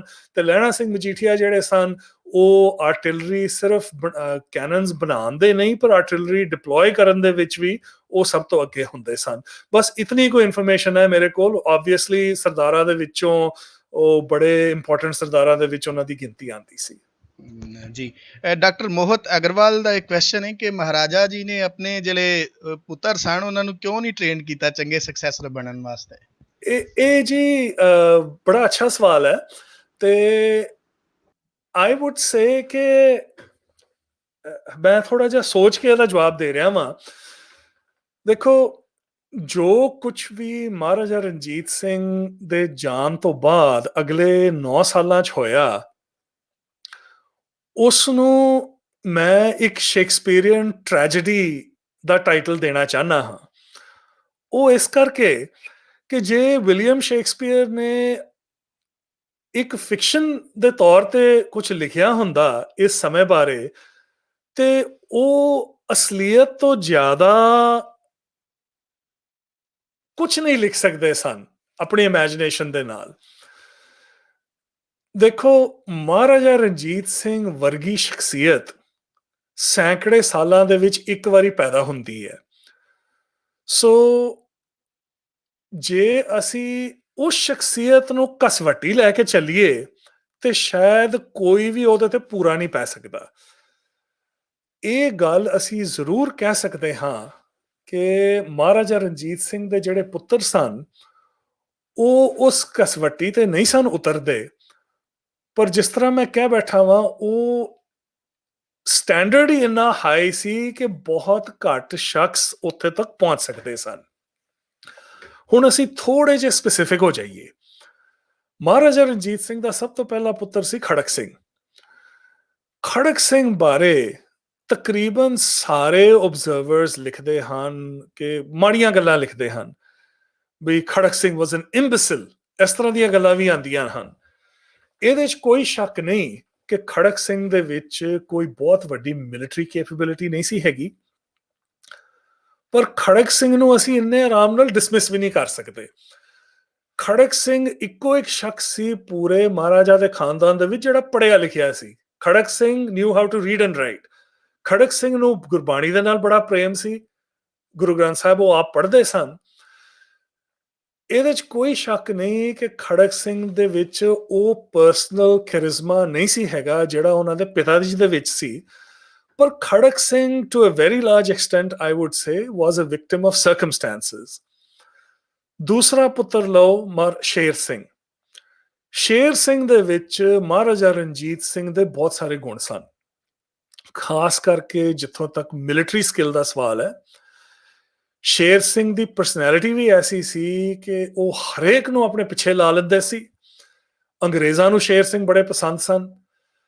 ਸ਼ੇਰ ਸਿੰਘ ਦੇ ਵਿੱਚ ਥੋੜੀ ਜਿਹੀ ਕਮਜ਼ੋਰੀ ਜ਼ਰੂਰ ਸੀ, ਖਾਸ ਕਰਕੇ ਜਦ ਫੌਜ ਨੂੰ ਹੈਂਡਲ ਕਰਨ ਦਾ ਵੇਲਾ ਆਇਆ ਤੇ ਸ਼ੇਰ ਸਿੰਘ ਨੇ ਫੌਜ ਨੂੰ ਠੀਕ ਤਰ੍ਹਾਂ ਹੈਂਡਲ ਨਹੀਂ ਕੀਤਾ, ਤੇ ਉਸ ਦਾ ਨਤੀਜਾ 8-10 ਸਾਲ ਬਾਅਦ ਦੇਖਿਆ ਗਿਆ ਜਦੋਂ ਕਿ ਸਿੱਖ ਸਰਕਾਰ ਜਦੋਂ ਖਤਮ ਹੋਈ ਹੈ। ਸ਼ੇਰ ਸਿੰਘ ਦੀ ਟ੍ਰੇਨਿੰਗ ਦੇ ਵਿੱਚ ਕੋਈ ਕਸਰ ਨਹੀਂ ਸੀ ਹੈਗੀ। ਸ਼ੇਰ ਸਿੰਘ ਨੂੰ ਕਸ਼ਮੀਰ ਦਾ ਹਾਕਮ ਬਣਾਇਆ ਗਿਆ। ਜਦੋਂ ਅਹਿਮਦ ਸ਼ਾਹ ਬਰੇਲਵੀ ਨੇ ਬੜਾ ਵੱਡਾ ਜਦੋਂ ਉਹਨਾਂ ਨੇ ਬਗਾਵਤ ਸ਼ੁਰੂ ਕੀਤੀ, ਹਮਲੇ ਸ਼ੁਰੂ ਕੀਤੇ, ਸ਼ੇਰ ਸਿੰਘ ਨੇ ਬੜਾ ਵੱਡਾ ਰੋਲ ਪਲੇ ਕੀਤਾ ਉਸ ਰਿਬੈਲੀਅਨ ਨੂੰ ਸਮਾਪਤ ਕਰਨ ਦਾ। ਸ਼ੇਰ ਸਿੰਘ ਦੇ ਨਾਲ ਜੇ ਦਗਾ ਨਾ ਹੁੰਦਾ, ਉਹਨਾਂ ਦੇ ਆਪਣੇ ਕਜ਼ਨ ਸਾਂਧਾਵਾਲੀਆ ਫੈਮਿਲੀ ਜਿਹੜੇ ਕਿ ਬਹੁਤ ਕਰੀਬੀ ਰਿਸ਼ਤੇਦਾਰ ਸਨ ਮਹਾਰਾਜਾ ਰਣਜੀਤ ਸਿੰਘ ਦੇ, ਅਜੀਤ ਸਿੰਘ ਸਾਂਧਾਵਾਲੀਆ ਨੇ ਜੇ ਸ਼ੇਰ ਸਿੰਘ ਦੀ ਛਾਤੀ ਦੇ ਵਿੱਚ ਗੋਲੀ ਚਲਾ ਕੇ ਸ਼ੇਰ ਸਿੰਘ ਨੂੰ ਨਾ ਮਾਰਿਆ ਹੁੰਦਾ, ਤੇ ਹੋ ਸਕਦਾ ਹੈ ਕਿ ਅਸੀਂ ਸ਼ੇਰ ਸਿੰਘ ਨੂੰ ਇੱਕ ਬੜੇ ਵੱਖ ਕਿਸਮ ਦੇ ਨਾਲ ਜੱਜ ਕਰ ਰਹੇ ਹੁੰਦੇ। ਤੀਸਰੀ ਸ਼ਖਸੀਅਤ ਨੌਨਿਹਾਲ ਸਿੰਘ, ਖੜਕ ਸਿੰਘ ਦਾ ਪੁੱਤਰ, ਜਿਹੜਾ ਕਿ ਇੱਕ ਦਿਨ ਵਾਸਤੇ ਮਹਾਰਾਜਾ ਬਣਿਆ ਖੜਕ ਸਿੰਘ ਦੇ ਮਰਨ ਤੋਂ ਬਾਅਦ। ਸਾਰੇ ਆਬਜ਼ਰਵਰਸ ਦਾ ਵਿਚਾਰ ਇਹ ਹੈ ਕਿ ਨੌਨਿਹਾਲ ਸਿੰਘ ਬਿਲਕੁਲ ਆਪਣੇ ਦਾਦੇ ਵਰਗਾ ਸੀ, ਕੈਪੇਬਿਲਿਟੀ ਦੇ ਹਿਸਾਬ ਦੇ ਨਾਲ, ਦਿਮਾਗ ਦੇ ਹਿਸਾਬ ਦੇ ਨਾਲ। ਨੌਨਿਹਾਲ ਸਿੰਘ ਦੇ ਨਾਲ ਇੱਕ ਬੜੀ ਵੱਡੀ ਟ੍ਰੈਜਡੀ ਹੋਈ ਕਿ ਜਦੋਂ ਨੌਨਿਹਾਲ ਸਿੰਘ ਆਪਣੇ ਪਿਤਾ ਦਾ ਸੰਸਕਾਰ ਕਰਕੇ ਵਾਪਸ ਲਾਹੌਰ ਫੋਰਟ ਦੇ ਵਿੱਚ ਜਾ ਰਿਹਾ ਸੀ, ਤੇ ਇੱਕ ਦਰਵਾਜ਼ਾ ਉਹਦੇ ਸਿਰ ਦੇ ਉੱਤੇ ਕੋਲੈਪਸ ਹੋ ਗਿਆ ਤੇ ਨੌਨਿਹਾਲ ਸਿੰਘ ਦੀ ਡੈਥ ਹੋ ਗਈ। ਹੁਣ ਕੁਝ ਹਿਸਟੋਰੀਅਨ, ਖਾਸ ਕਰਕੇ ਸਿੱਖ ਹਿਸਟੋਰੀਅਨਸ ਲਿਖਦੇ ਹਨ ਕਿ ਬਈ ਉਹ ਡੈਥ ਇੰਜੀਨੀਅਰਡ ਹੈਗੀ ਸੀ। ਡੋਗਰੇ ਜਿਹੜੇ ਕਿ ਉਸ ਟਾਈਮ ਤੇ ਜਿਨ੍ਹਾਂ ਦਾ ਬੜਾ ਵੱਡਾ ਰੋਲ ਸੀ, ਉਹਨਾਂ ਦਾ ਵੀ ਨਾਂ ਲਾਇਆ ਜਾਂਦਾ ਹੈ। ਪਰ ਅਸਲੀਅਤ ਜੋ ਵੀ ਸੀ, the fact of the matter is ਕਿ ਖੜਕ ਸਿੰਘ ਦੇ ਮਰਨ ਤੋਂ ਇੱਕ ਦਿਨ ਬਾਅਦ ਉਹ ਸ਼ਖਸ ਜਿਹੜਾ ਕਿ ਪੰਜਾਬ ਦੀ ਬਾਗਡੋਰ ਨੂੰ ਆਪਣੇ ਹੱਥ ਵਿੱਚ ਲੈ ਕੇ ਸਰਕਾਰੇ ਖਾਲਸਾ ਨੂੰ ਅੱਗੇ ਤੋਰ ਸਕਦਾ ਸੀ, ਉਹ ਇੱਕ ਐਸੇ ਹਾਦਸੇ ਦੇ ਵਿੱਚ ਮਾਰਿਆ ਗਿਆ। ਸੋ ਵਾਪਸ ਸਪੈਸੀਫਿਕ ਸਵਾਲ ਤੇ ਆਉਂਦਿਆਂ ਜਵਾਬ ਦੇ ਵਿੱਚ ਮੈਂ ਇਹ ਕਹਾਂਗਾ ਕਿ ਜੋ ਹਿਸਟੋਰੀਕਲ ਸਰਕਮਸਟੈਂਸਸ ਬਣੇ, ਉਹਨਾਂ ਕਰਕੇ ਅਸੀਂ ਕਹਿ ਸਕਦੇ ਹਾਂ ਕਿ ਬਈ ਮਹਾਰਾਜਾ ਦੇ ਜਾਣ ਤੋਂ 10 ਸਾਲ ਬਾਅਦ ਰਾਜ ਖਤਮ ਹੋ ਗਿਆ। ਉਹਦੀ ਵਜ੍ਹਾ ਇਹ ਸੀ ਕਿ ਪੁੱਤਰ ਪੋਤਰੇ ਨਲਾਇਕ ਹੋਣਗੇ। ਇਹ ਗੱਲ ਨਹੀਂ ਸੀ। ਸਰਕਮਸਟੈਂਸਸ ਕੁਝ ਐਸੇ ਬਣੇ, ਤੇ ਫਿਰ ਬਾਕੀ ਅੰਗਰੇਜ਼ਾਂ ਦਾ ਦਗਾ ਵੀ ਸੀ ਬਾਅਦ ਦੇ ਵਿੱਚ, ਜਿਸ ਨੇ ਆਪਣਾ ਰੋਲ ਪਲੇ ਕੀਤਾ। ਸੋ ਇਹ ਸਮਰਾਈਜ਼ ਕਰਦਿਆਂ ਮੈਂ ਇਹ ਕਹਾਂਗਾ ਕਿ ਡੈਫੀਨਿਟਲੀ ਮਹਾਰਾਜਾ ਰਣਜੀਤ ਸਿੰਘ ਦੀ ਸੰਤਾਨ ਦੇ ਵਿੱਚ ਉਹਨਾਂ ਦੀ ਬਰਾਬਰੀ ਕਰਨ ਵਾਲਾ ਕੋਈ ਨਹੀਂ ਸੀ ਤੇ ਹੋਣਾ ਵੀ ਮੁਸ਼ਕਿਲ ਸੀ। ਪਰ ਜੇ ਸਰਕਮਸਟੈਂਸਸ ਹੋਰ ਹੁੰਦੇ ਤੇ ਅਸੀਂ ਉਹਨਾਂ ਦੀ ਔਲਾਦ ਨੂੰ ਸ਼ਾਇਦ ਇੱਕ ਬੜੇ ਵੱਖ ਕਿਸਮ ਦੇ ਨਾਲ ਜੱਜ ਕਰਦੇ। ਜੀ ਠੀਕ। ਅਮਰ ਰਿਆਜ਼ ਟੂਟੂ ਉਹਨਾਂ ਨੇ ਇੱਕ ਗੱਲ ਕੀਤੀ ਕਿ ਹੈਡ ਸਤਲੁਜ ਪਾਰ state supported Ranjit Singh our history would be different. ਹੋ ਸਕਦਾ ਹੈ, ਡੈਫੀਨਿਟਲੀ ਹੋ ਸਕਦਾ ਹੈ ਕਿ ਸਾਡੀ ਹਿਸਟਰੀ ਫਰਕ ਹੋ ਸਕਦੀ ਸੀ। ਦੇਖੋ ਇਹ ਸਾਰੀ ਸਪੈਕੂਲੇਸ਼ਨ ਹੈ, ਕਿਉਂਕਿ ਜੇ ਸਤਲੁਜ ਪਾਰ ਦੀਆਂ ਜਿਹੜੀਆਂ ਸਟੇਟ ਸਨ ਉਹ ਰਣਜੀਤ ਸਿੰਘ ਦੇ ਨਾਲ ਰਹਿੰਦੀਆਂ, ਹੋ ਸਕਦਾ ਹੈ ਕਿ ਅੰਗਰੇਜ਼ਾਂ ਦੀ ਹਿੰਮਤ ਨਹੀਂ ਸੀ ਪੈਣੀ ਕਰਨ ਦੀ ਜੋ ਉਹਨਾਂ ਨੇ ਕੀਤਾ, ਕਿਉਂਕਿ ਰਣਜੀਤ ਸਿੰਘ ਦੇ ਜੀਂਦਿਆਂ ਜੀ ਹੀ ਅੰਗਰੇਜ਼ਾਂ ਨੇ ਲੁਧਿਆਣੇ ਦੇ ਵਿੱਚ ਆਪਣੀ ਰੈਜ਼ੀਡੈਂਸੀ ਉੱਥੇ ਐਸਟੈਬਲਿਸ਼ ਕਰ ਲਈ ਸੀ, ਆਪਣੀ ਪ੍ਰੈਜ਼ੈਂਸ ਐਸਟੈਬਲਿਸ਼ ਕਰ ਲਈ ਸੀ। ਸੋ ਡੈਫੀਨਿਟਲੀ ਅਸੀਂ ਸਪੈਕੂਲੇਟ ਕਰ ਸਕਦੇ ਹਾਂ ਕਿ ਜੇ ਉਹ ਅੰਗਰੇਜ਼ਾਂ ਨਾਲ ਨਾ ਰਲਦੇ ਜਾ ਕੇ ਤੇ ਸਾਡੀ ਹਿਸਟਰੀ ਫਰਕ ਹੋ ਸਕਦੀ ਸੀ। ਪਰ ਦੂਜੇ ਪਾਸੇ ਸਾਨੂੰ ਇਹ ਵੀ ਨਹੀਂ ਭੁੱਲਣਾ ਚਾਹੀਦਾ ਕਿ ਇਹ ਰਾਜੇ ਕਿਸੇ ਦੇ ਸਕੇ ਨਹੀਂ ਸਨ। ਇਹਨਾਂ ਨੂੰ ਜੇ ਕਿਸੇ ਚੀਜ਼ ਦੀ ਫਿਕਰ ਸੀ ਤੇ ਉਹ ਸੀ ਆਪਣੇ ਰਾਜ ਦੀ। ਸੋ ਹੋ ਸਕਦਾ ਹੈ ਕਿ ਉਦੋਂ ਸਪੋਰਟ ਕਰਦੇ, ਬਾਅਦ ਦੇ ਵਿੱਚ ਕੀ ਪਤਾ ਉਹ ਦੁਬਾਰਾ ਧੱਕਾ ਵੀ ਕਰ ਸਕਦੇ, ਕੁਝ ਕਹਿ ਨਹੀਂ ਸਕਦੇ ਅਸੀਂ। ਬਟ ਡੈਫੀਨਿਟਲੀ ਜੇ ਉਸ ਟਾਈਮ ਤੇ ਰਣਜੀਤ ਸਿੰਘ ਦੇ ਦਰਬਾਰ ਦੀ ਜਿਹੜੀ ਰਿਆਸਤ ਦੀ ਬਾਉਂਡਰੀ ਸੀ ਉਹ ਸਤਲੁਜ ਦੀ ਥਾਂ ਤੇ ਜੇ ਜਮਨਾ ਕੀਤੀ ਜਾਂਦੀ, ਜਿਹੜੀ ਕਿ ਇੱਕ ਟਾਈਮ ਤੇ ਅੰਗਰੇਜ਼ਾਂ ਨੂੰ ਬਿਲਕੁਲ ਮਨਜ਼ੂਰ ਸੀ, ਹੋ ਸਕਦਾ ਹੈ ਕਿ ਸਾਡੀ ਹਿਸਟਰੀ ਬੜੀ ਫਰਕ ਹੁੰਦੀ। ਜੀ ਹਰਦੀਪ ਕੌਰ ਵਰੈਚ ਉਹਨਾਂ ਵੱਲੋਂ ਇੱਕ ਕੁਐਸਚਨ ਹੈ ਕਿ ਐਨੀ communication occurred between Phulkya and Ranjit Singh for any sort of agreement?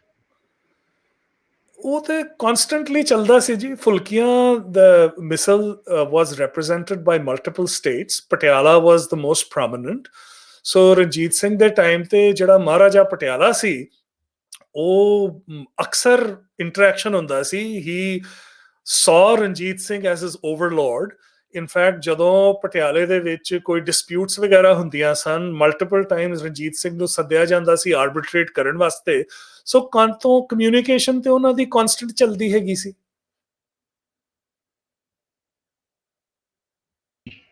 ਜੀ ਠੀਕ ਹੋ ਗਿਆ।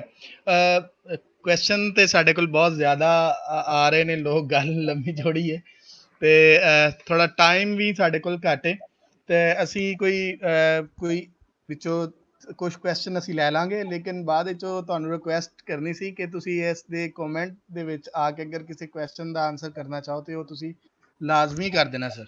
ਕਿਉਂ ਨਹੀਂ, ਮੈਂ ਪੂਰੀ ਕੋਸ਼ਿਸ਼ ਕਰਾਂਗਾ। ਹਾਂਜੀ। ਸੋ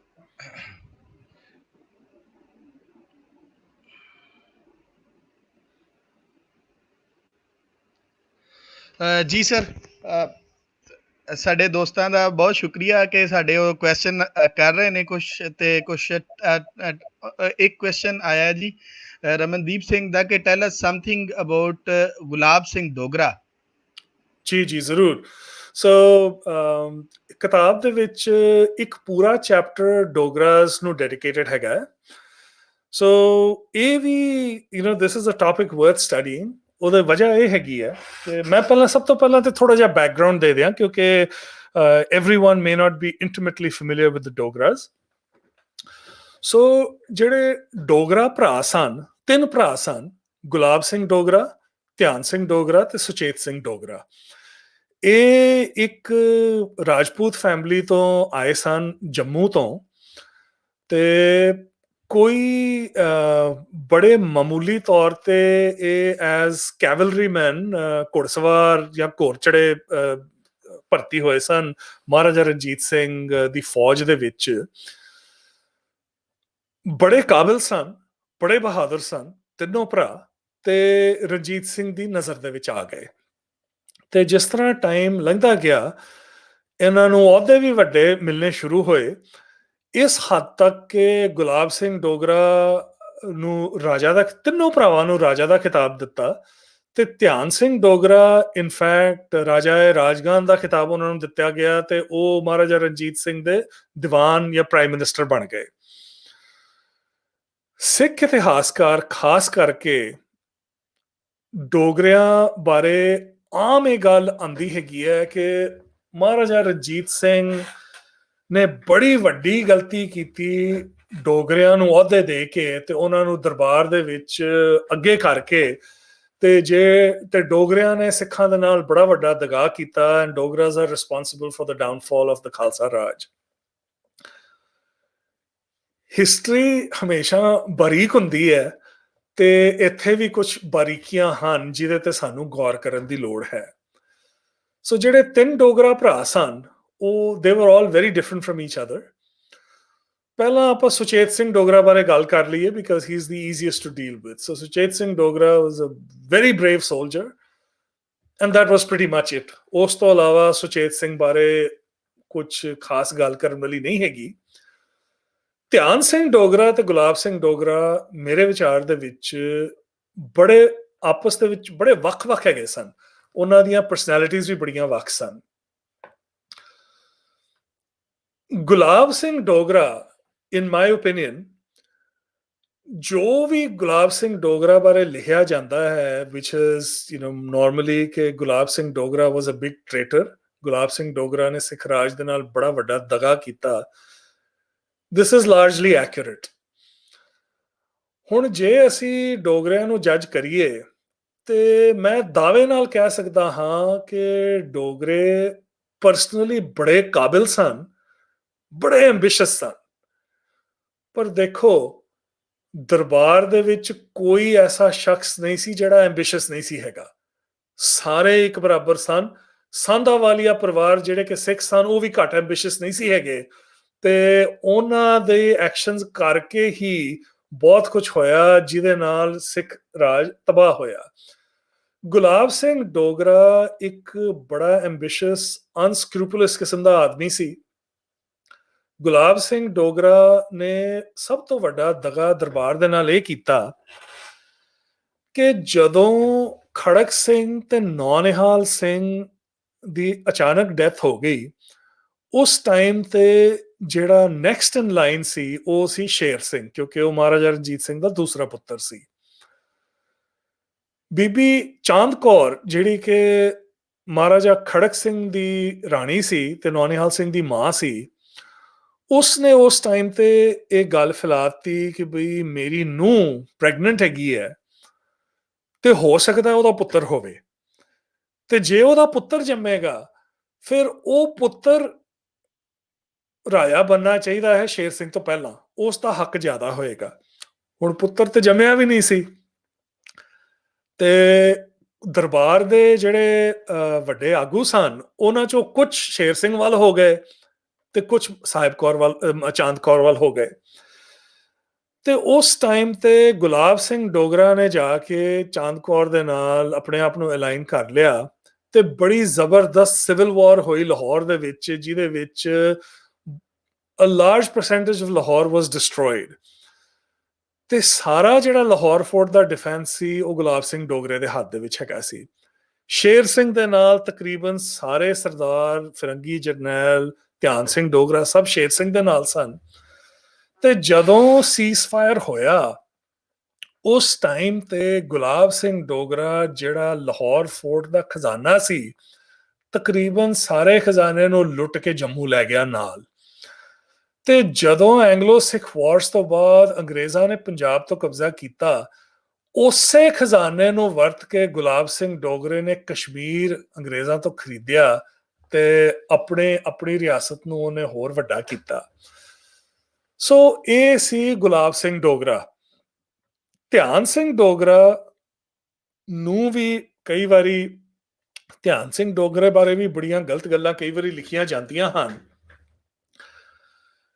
ਕਈ ਆਬਜ਼ਰਵਰਸ ਦੱਸਦੇ ਹਨ ਕਿ ਧਿਆਨ ਸਿੰਘ ਡੋਗਰਾ ਰਣਜੀਤ ਸਿੰਘ ਦੇ ਨਾਲ ਇੰਨਾ ਕੁ ਅਟੈਚ ਸੀ ਕਿ ਜਦੋਂ ਮਹਾਰਾਜਾ ਰਣਜੀਤ ਸਿੰਘ ਦਾ ਸੰਸਕਾਰ ਹੋ ਰਿਹਾ ਸੀ ਤੇ ਉਸ ਦੀਆਂ ਰਾਜਪੂਤ ਰਾਣੀਆਂ ਸਤੀ ਹੋ ਰਹੀਆਂ ਸਨ। ਇਹ ਵੀ ਅਸਲੀਅਤ ਹੈ, ਮਹਾਰਾਜਾ ਰਣਜੀਤ ਸਿੰਘ ਦੀਆਂ ਰਾਜਪੂਤ ਰਾਣੀਆਂ ਸਤੀ ਹੋਈਆਂ ਸਨ। ਉਹਨਾਂ ਚੋਂ ਇੱਕ ਸੰਸਾਰ ਚੰਦ ਦੀ ਬੇਟੀ ਸੀ। ਧਿਆਨ ਸਿੰਘ ਡੋਗਰੇ ਨੇ ਆਪਣੇ ਆਪ ਨੂੰ ਮਹਾਰਾਜਾ ਦੇ ਨਾਲ ਸਾੜਨ ਦੀ ਕੋਸ਼ਿਸ਼ ਕੀਤੀ, ਇੱਕ ਵਾਰੀ ਨਹੀਂ ਕਈ ਵਾਰੀ। ਹੁਣ ਜਿਹੜੇ ਸਿਨਿਕਲ ਆਬਜ਼ਰਵਰਸ ਨੇ, ਹਿਸਟੋਰੀਅਨਸ ਨੇ, ਉਹ ਕਹਿ ਛੱਡਦੇ ਨੇ ਕਿ ਬਈ ਇਹ ਢੋਂਗ ਕਰ ਰਿਹਾ ਸੀ। ਪਰ ਮੈਂ ਪੁੱਛਾਂਗਾ ਕਿ ਕਿਹਦੇ ਵਾਸਤੇ ਕਰ ਰਿਹਾ ਸੀ। ਸੋ ਮੈਂ ਜਿੰਨੀ ਵੀ ਖੋਜ ਕੀਤੀ ਹੈ, ਮੈਂ ਖੁਦ ਇਸ ਨਤੀਜੇ ਤੇ ਪਹੁੰਚਿਆ ਹਾਂ ਕਿ ਧਿਆਨ ਸਿੰਘ ਡੋਗਰਾ ਨੇ ਅਨਲਾਈਕ ਹਿਸ ਬ੍ਰਦਰ ਗੁਲਾਬ ਸਿੰਘ ਡੋਗਰਾ ਸਿੱਖ ਦਰਬਾਰ ਦੇ ਨਾਲ ਦਗਾ ਨਹੀਂ ਕੀਤਾ। ਧਿਆਨ ਸਿੰਘ ਡੋਗਰਾ ਰਣਜੀਤ ਸਿੰਘ ਧਿਆਨ ਸਿੰਘ ਡੋਗਰਾ ਨੇ ਰਣਜੀਤ ਸਿੰਘ ਦੀ ਵਫਾਦਾਰੀ ਦੇ ਨਾਲ ਸੇਵਾ ਕੀਤੀ। ਖੜਗ ਸਿੰਘ ਦੇ ਟਾਈਮ ਤੇ Dhian Singh Dogra aligned himself with Naunihal Singh and in a certain sense ਉਹਨਾਂ ਨੇ ਇੱਕ ਕੂ ਇਫੈਕਟ ਕੀਤਾ ਜਿਹਦੇ ਨਾਲ ਖੜਗ ਸਿੰਘ ਨੂੰ ਪਾਸੇ ਕਰ ਦਿੱਤਾ ਗਿਆ ਤੇ ਨੌਨਿਹਾਲ ਸਿੰਘ ਨੂੰ ਡਿਫੈਕਟੋ ਰਾਜਾ ਬਣਾ ਦਿੱਤਾ ਗਿਆ ਪੰਜਾਬ ਦਾ। ਪਰ ਅਸੀਂ ਆਰਗਿਊ ਕਰ ਸਕਦੇ ਹਾਂ ਕਿ ਉਹ ਰਾਜ ਵਾਸਤੇ ਸਭ ਤੋਂ ਬਿਹਤਰ ਡਿਸੀਜਨ ਸੀ ਕਿਉਂਕਿ ਨੌਨਿਹਾਲ ਸਿੰਘ ਬਹੁਤ ਕਾਬਿਲ ਹੈਗਾ ਸੀ। ਤੇ ਸ਼ੇਰ ਸਿੰਘ ਦੇ ਟਾਈਮ ਦੇ ਉੱਤੇ ਵੀ ਧਿਆਨ ਸਿੰਘ ਡੋਗਰੇ ਨੇ ਸ਼ੇਰ ਸਿੰਘ ਦੀ ਵਫਾਦਾਰੀ ਦੇ ਨਾਲ ਸੇਵਾ ਕੀਤੀ ਤੇ ਜਿਹੜੇ ਸਾਂਧਾ ਵਾਲੀਆਂ ਨੇ ਸ਼ੇਰ ਸਿੰਘ ਨੂੰ ਮਾਰਿਆ ਉਹਨਾਂ ਨੇ ਹੀ ਧਿਆਨ ਸਿੰਘ ਡੋਗਰੇ ਨੂੰ ਵੀ ਕਤਲ ਕੀਤਾ। ਸੋ ਇਹ ਸਾਰੀਆਂ ਗੱਲਾਂ ਨੂੰ ਇਕੱਠੀਆਂ ਕਰਕੇ ਮੈਂ ਕਹਾਂਗਾ ਕਿ ਡੋਗਰੇ ਭਰਾਵਾਂ ਨੂੰ ਵੀ ਸਾਨੂੰ ਥੋੜੀ ਜਿਹੀ ਬਾਰੀਕੀ ਦੇ ਨਾਲ ਦੇਖਣਾ ਚਾਹੀਦਾ ਹੈ ਕਿਉਂਕਿ ਇਹ ਇੰਡੀਵਿਜੂਅਲ ਸਨ ਤੇ ਇਹਨਾਂ ਚੋਂ ਮੇਰੇ ਹਿਸਾਬ ਦੇ ਨਾਲ ਗੁਲਾਬ ਸਿੰਘ ਬਹੁਤ ਹੀ ਤੇਜ਼ ਤੇ ਇੱਕ ਕਿਸਮ ਦੇ ਵਿੱਚ ਕਰਪਟ ਕਿਸਮ ਦਾ ਇਨਸਾਨ ਸਨ। ਐਂਬਿਸ਼ੀਅਸ ਸਾਰੇ ਸਨ, ਲਾਇਕ ਸਾਰੇ ਸਨ, ਪਰ Dhian Singh Dogra was very very different from his older brother. ਇੱਕ ਜਸਪਾਲ ਸਿੰਘ ਰੰਧਾਵਾ ਸਾਹਿਬ ਨੇ ਕੁਐਸਚਨ ਕੀਤਾ ਸੀ ਕਿ who are the non-Muslim in court and military of Maharaja? ਕਈ ਸਨ ਜੀ, ਮੈਂ ਤੁਹਾਨੂੰ ਥੋੜੇ ਬਹੁਤ ਗਿਣਾ ਦਿੰਦਾ ਹੈਗਾ ਵਾ। ਸੋ ਰਣਜੀਤ ਸਿੰਘ ਨਾਨ ਮੁਸਲਿਮ, ਸੋ ਰਣਜੀਤ ਸਿੰਘ ਦੇ ਜਿਹੜੇ ਜਰਨੈਲ ਸਨ ਉਹ ਸ਼ੁਰੂ ਦੇ ਵਿੱਚ ਦੇਖੋ ਮੈਂ ਗਿਣਾਨਾ ਵਾ ਤੁਹਾਨੂੰ ਕਿ ਨਾਨ ਮੁਸਲਿਮ ਜਰਨੈਲ ਉਹਨਾਂ ਦੇ ਕਿਹੜੇ ਸਭ ਤੋਂ ਵੱਡੇ ਹੋਏ ਹਨ। ਸਭ ਤੋਂ ਪਹਿਲਾਂ ਤਾਂ ਨਾਂ ਆਉਂਦਾ ਹਰੀ ਸਿੰਘ ਨਲਵਾ ਦਾ, ਜਿਨ੍ਹਾਂ ਨੂੰ ਅਸੀਂ ਸਾਰੇ ਜਾਣਦੇ ਹੈਗੇ ਆ। ਸੋ ਹਰੀ ਸਿੰਘ ਨਲਵਾ ਨਹੀਂ ਨੌਨ ਮੁਸਲਿਮਸ ਨਹੀਂ ਨੌਨ ਮੁਸਲਿਮਸ ਆਈ ਥਿੰਕ ਤੁਹਾਡਾ ਸੁਣਨ ਚ ਕਿ ਜਿਹੜੇ ਨੌਨ ਮੁਸਲਿਮ ਸਨ ਕੌਣ ਨੇ? ਜੀ ਹਰੀ ਸਿੰਘ ਨਲਵਾ ਨਾਨ ਮੁਸਲਿਮ ਹੀ ਸਨ ਜੀ, ਜੇ ਮੈਂ ਕੁਐਸਚਨ ਗਲਤ ਨਾ ਸਮਝਿਆ ਹੋਵਾਂ ਤੇ।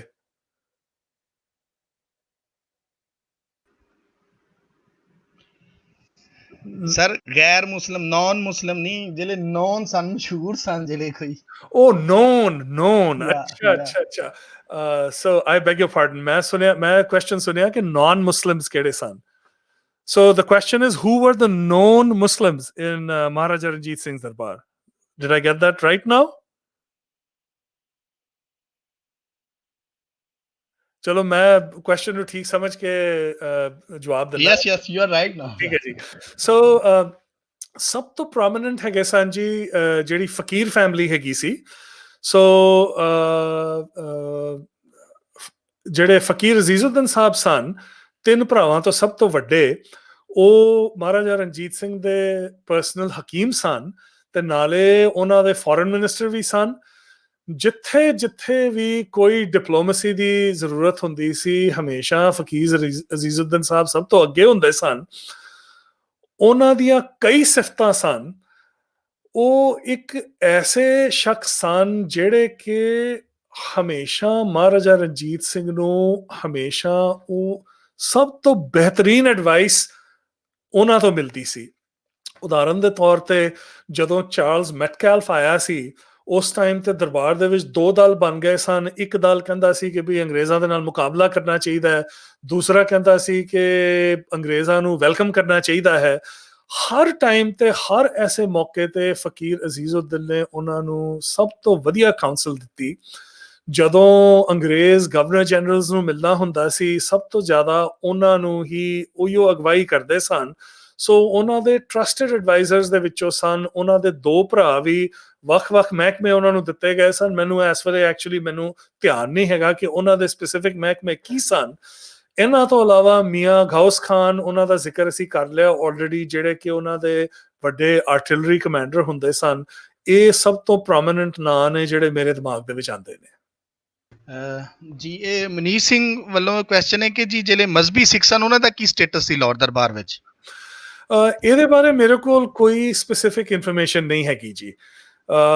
ਉਸ ਟਾਈਮ ਤੇ ਸਿੱਖਾਂ ਦੇ ਵਿੱਚ ਜਿਹੜੀ ਸੋ ਕਾਲਡ ਕੈਸਟ ਉਹ ਕਿੰਨੀ ਕੁ ਫੀਚਰ ਕਰਦੀ ਸੀ ਦਰਬਾਰ ਦੇ ਵਿੱਚ, unfortunately I have really nothing to say. ਮੈਂ ਸਪੈਕੂਲੇਟ ਸਿਰਫ ਇਹ ਕਰ ਸਕਦਾ ਹਾਂ ਕਿ ਕਿਉਂਕਿ ਕਿਸੇ ਕਿਸਮ ਦਾ ਵਿਤਕਰਾ ਦਰਬਾਰ ਦੇ ਵਿੱਚ ਨਹੀਂ ਸੀ ਹੁੰਦਾ, ਆਈ ਵੁੱਡ ਬੀ ਅਸਟੋਨਿਸ਼ਡ ਜੇ ਮਜ਼ਹਬੀ ਸਿੱਖਾਂ ਦੇ ਅਗੇਂਸਟ ਕਿਸੇ ਕਿਸਮ ਦਾ ਵਿਤਕਰਾ ਕੀਤਾ ਗਿਆ ਹੁੰਦਾ, ਤੇ ਜੇ ਕੋਈ ਕਾਬਿਲ ਸ਼ਖਸ ਅੱਗੇ ਆਏ ਹੁੰਦੇ, ਤੇ ਮੈਂ ਫਿਰ ਸਪੈਕੂਲੇਟ ਹੀ ਕਰ ਰਿਹਾ ਹਾਂ, ਉਹਨਾਂ ਨੂੰ ਵੀ ਜ਼ਰੂਰ ਅਹੁਦੇ ਦਿੱਤੇ ਜਾਣੇ ਸਨ, ਪਰ ਮੇਰੇ ਕੋਲ ਕੋਈ ਇਹਦੇ ਬਾਰੇ ਠੋਸ ਇਨਫੋਰਮੇਸ਼ਨ ਨਹੀਂ ਹੈਗੀ ਅਨਫੋਰਚੂਨੇਟਲੀ। ਇਹ ਮੈਂ ਆਪਣੇ ਆਪ ਵਾਸਤੇ ਨੋਟ ਮੈਂ ਬਣਾ ਲੈਣਾ ਵਾ ਕਿ this is something worth researching. ਜੀ ਥੈਂਕ ਯੂ ਸਰ। ਆਖਰ ਤੇ ਇੱਕ ਕੁਐਸਚਨ, ਇਹ ਆਖਰੀ ਸਵਾਲ ਹੋਏਗਾ।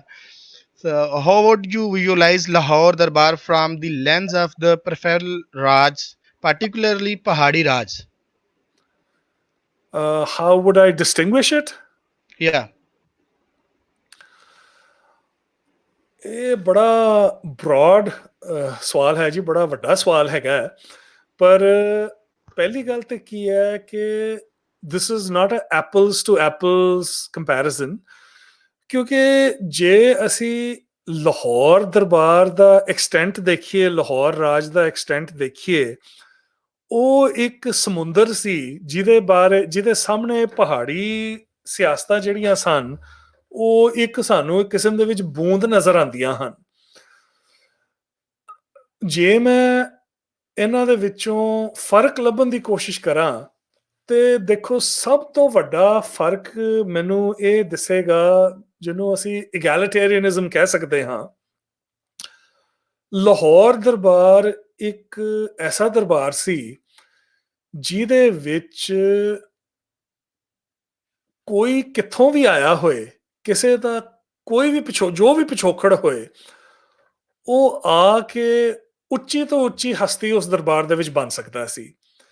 ਜਿਹੜੇ ਪਹਾੜੀ ਰਾਜੇ ਸਨ, ਉਹ ਰਾਜਪੂਤ ਸਨ, ਕਈ ਐਸੇ ਪਰਿਵਾਰਾਂ ਤੋਂ ਆਏ ਸਨ ਜਿਨ੍ਹਾਂ ਦੇ ਪਰਿਵਾਰ 700 800 900 ਸਾਲਾਂ ਤੋਂ ਰਾਜ ਕਰ ਰਹੇ ਸਨ।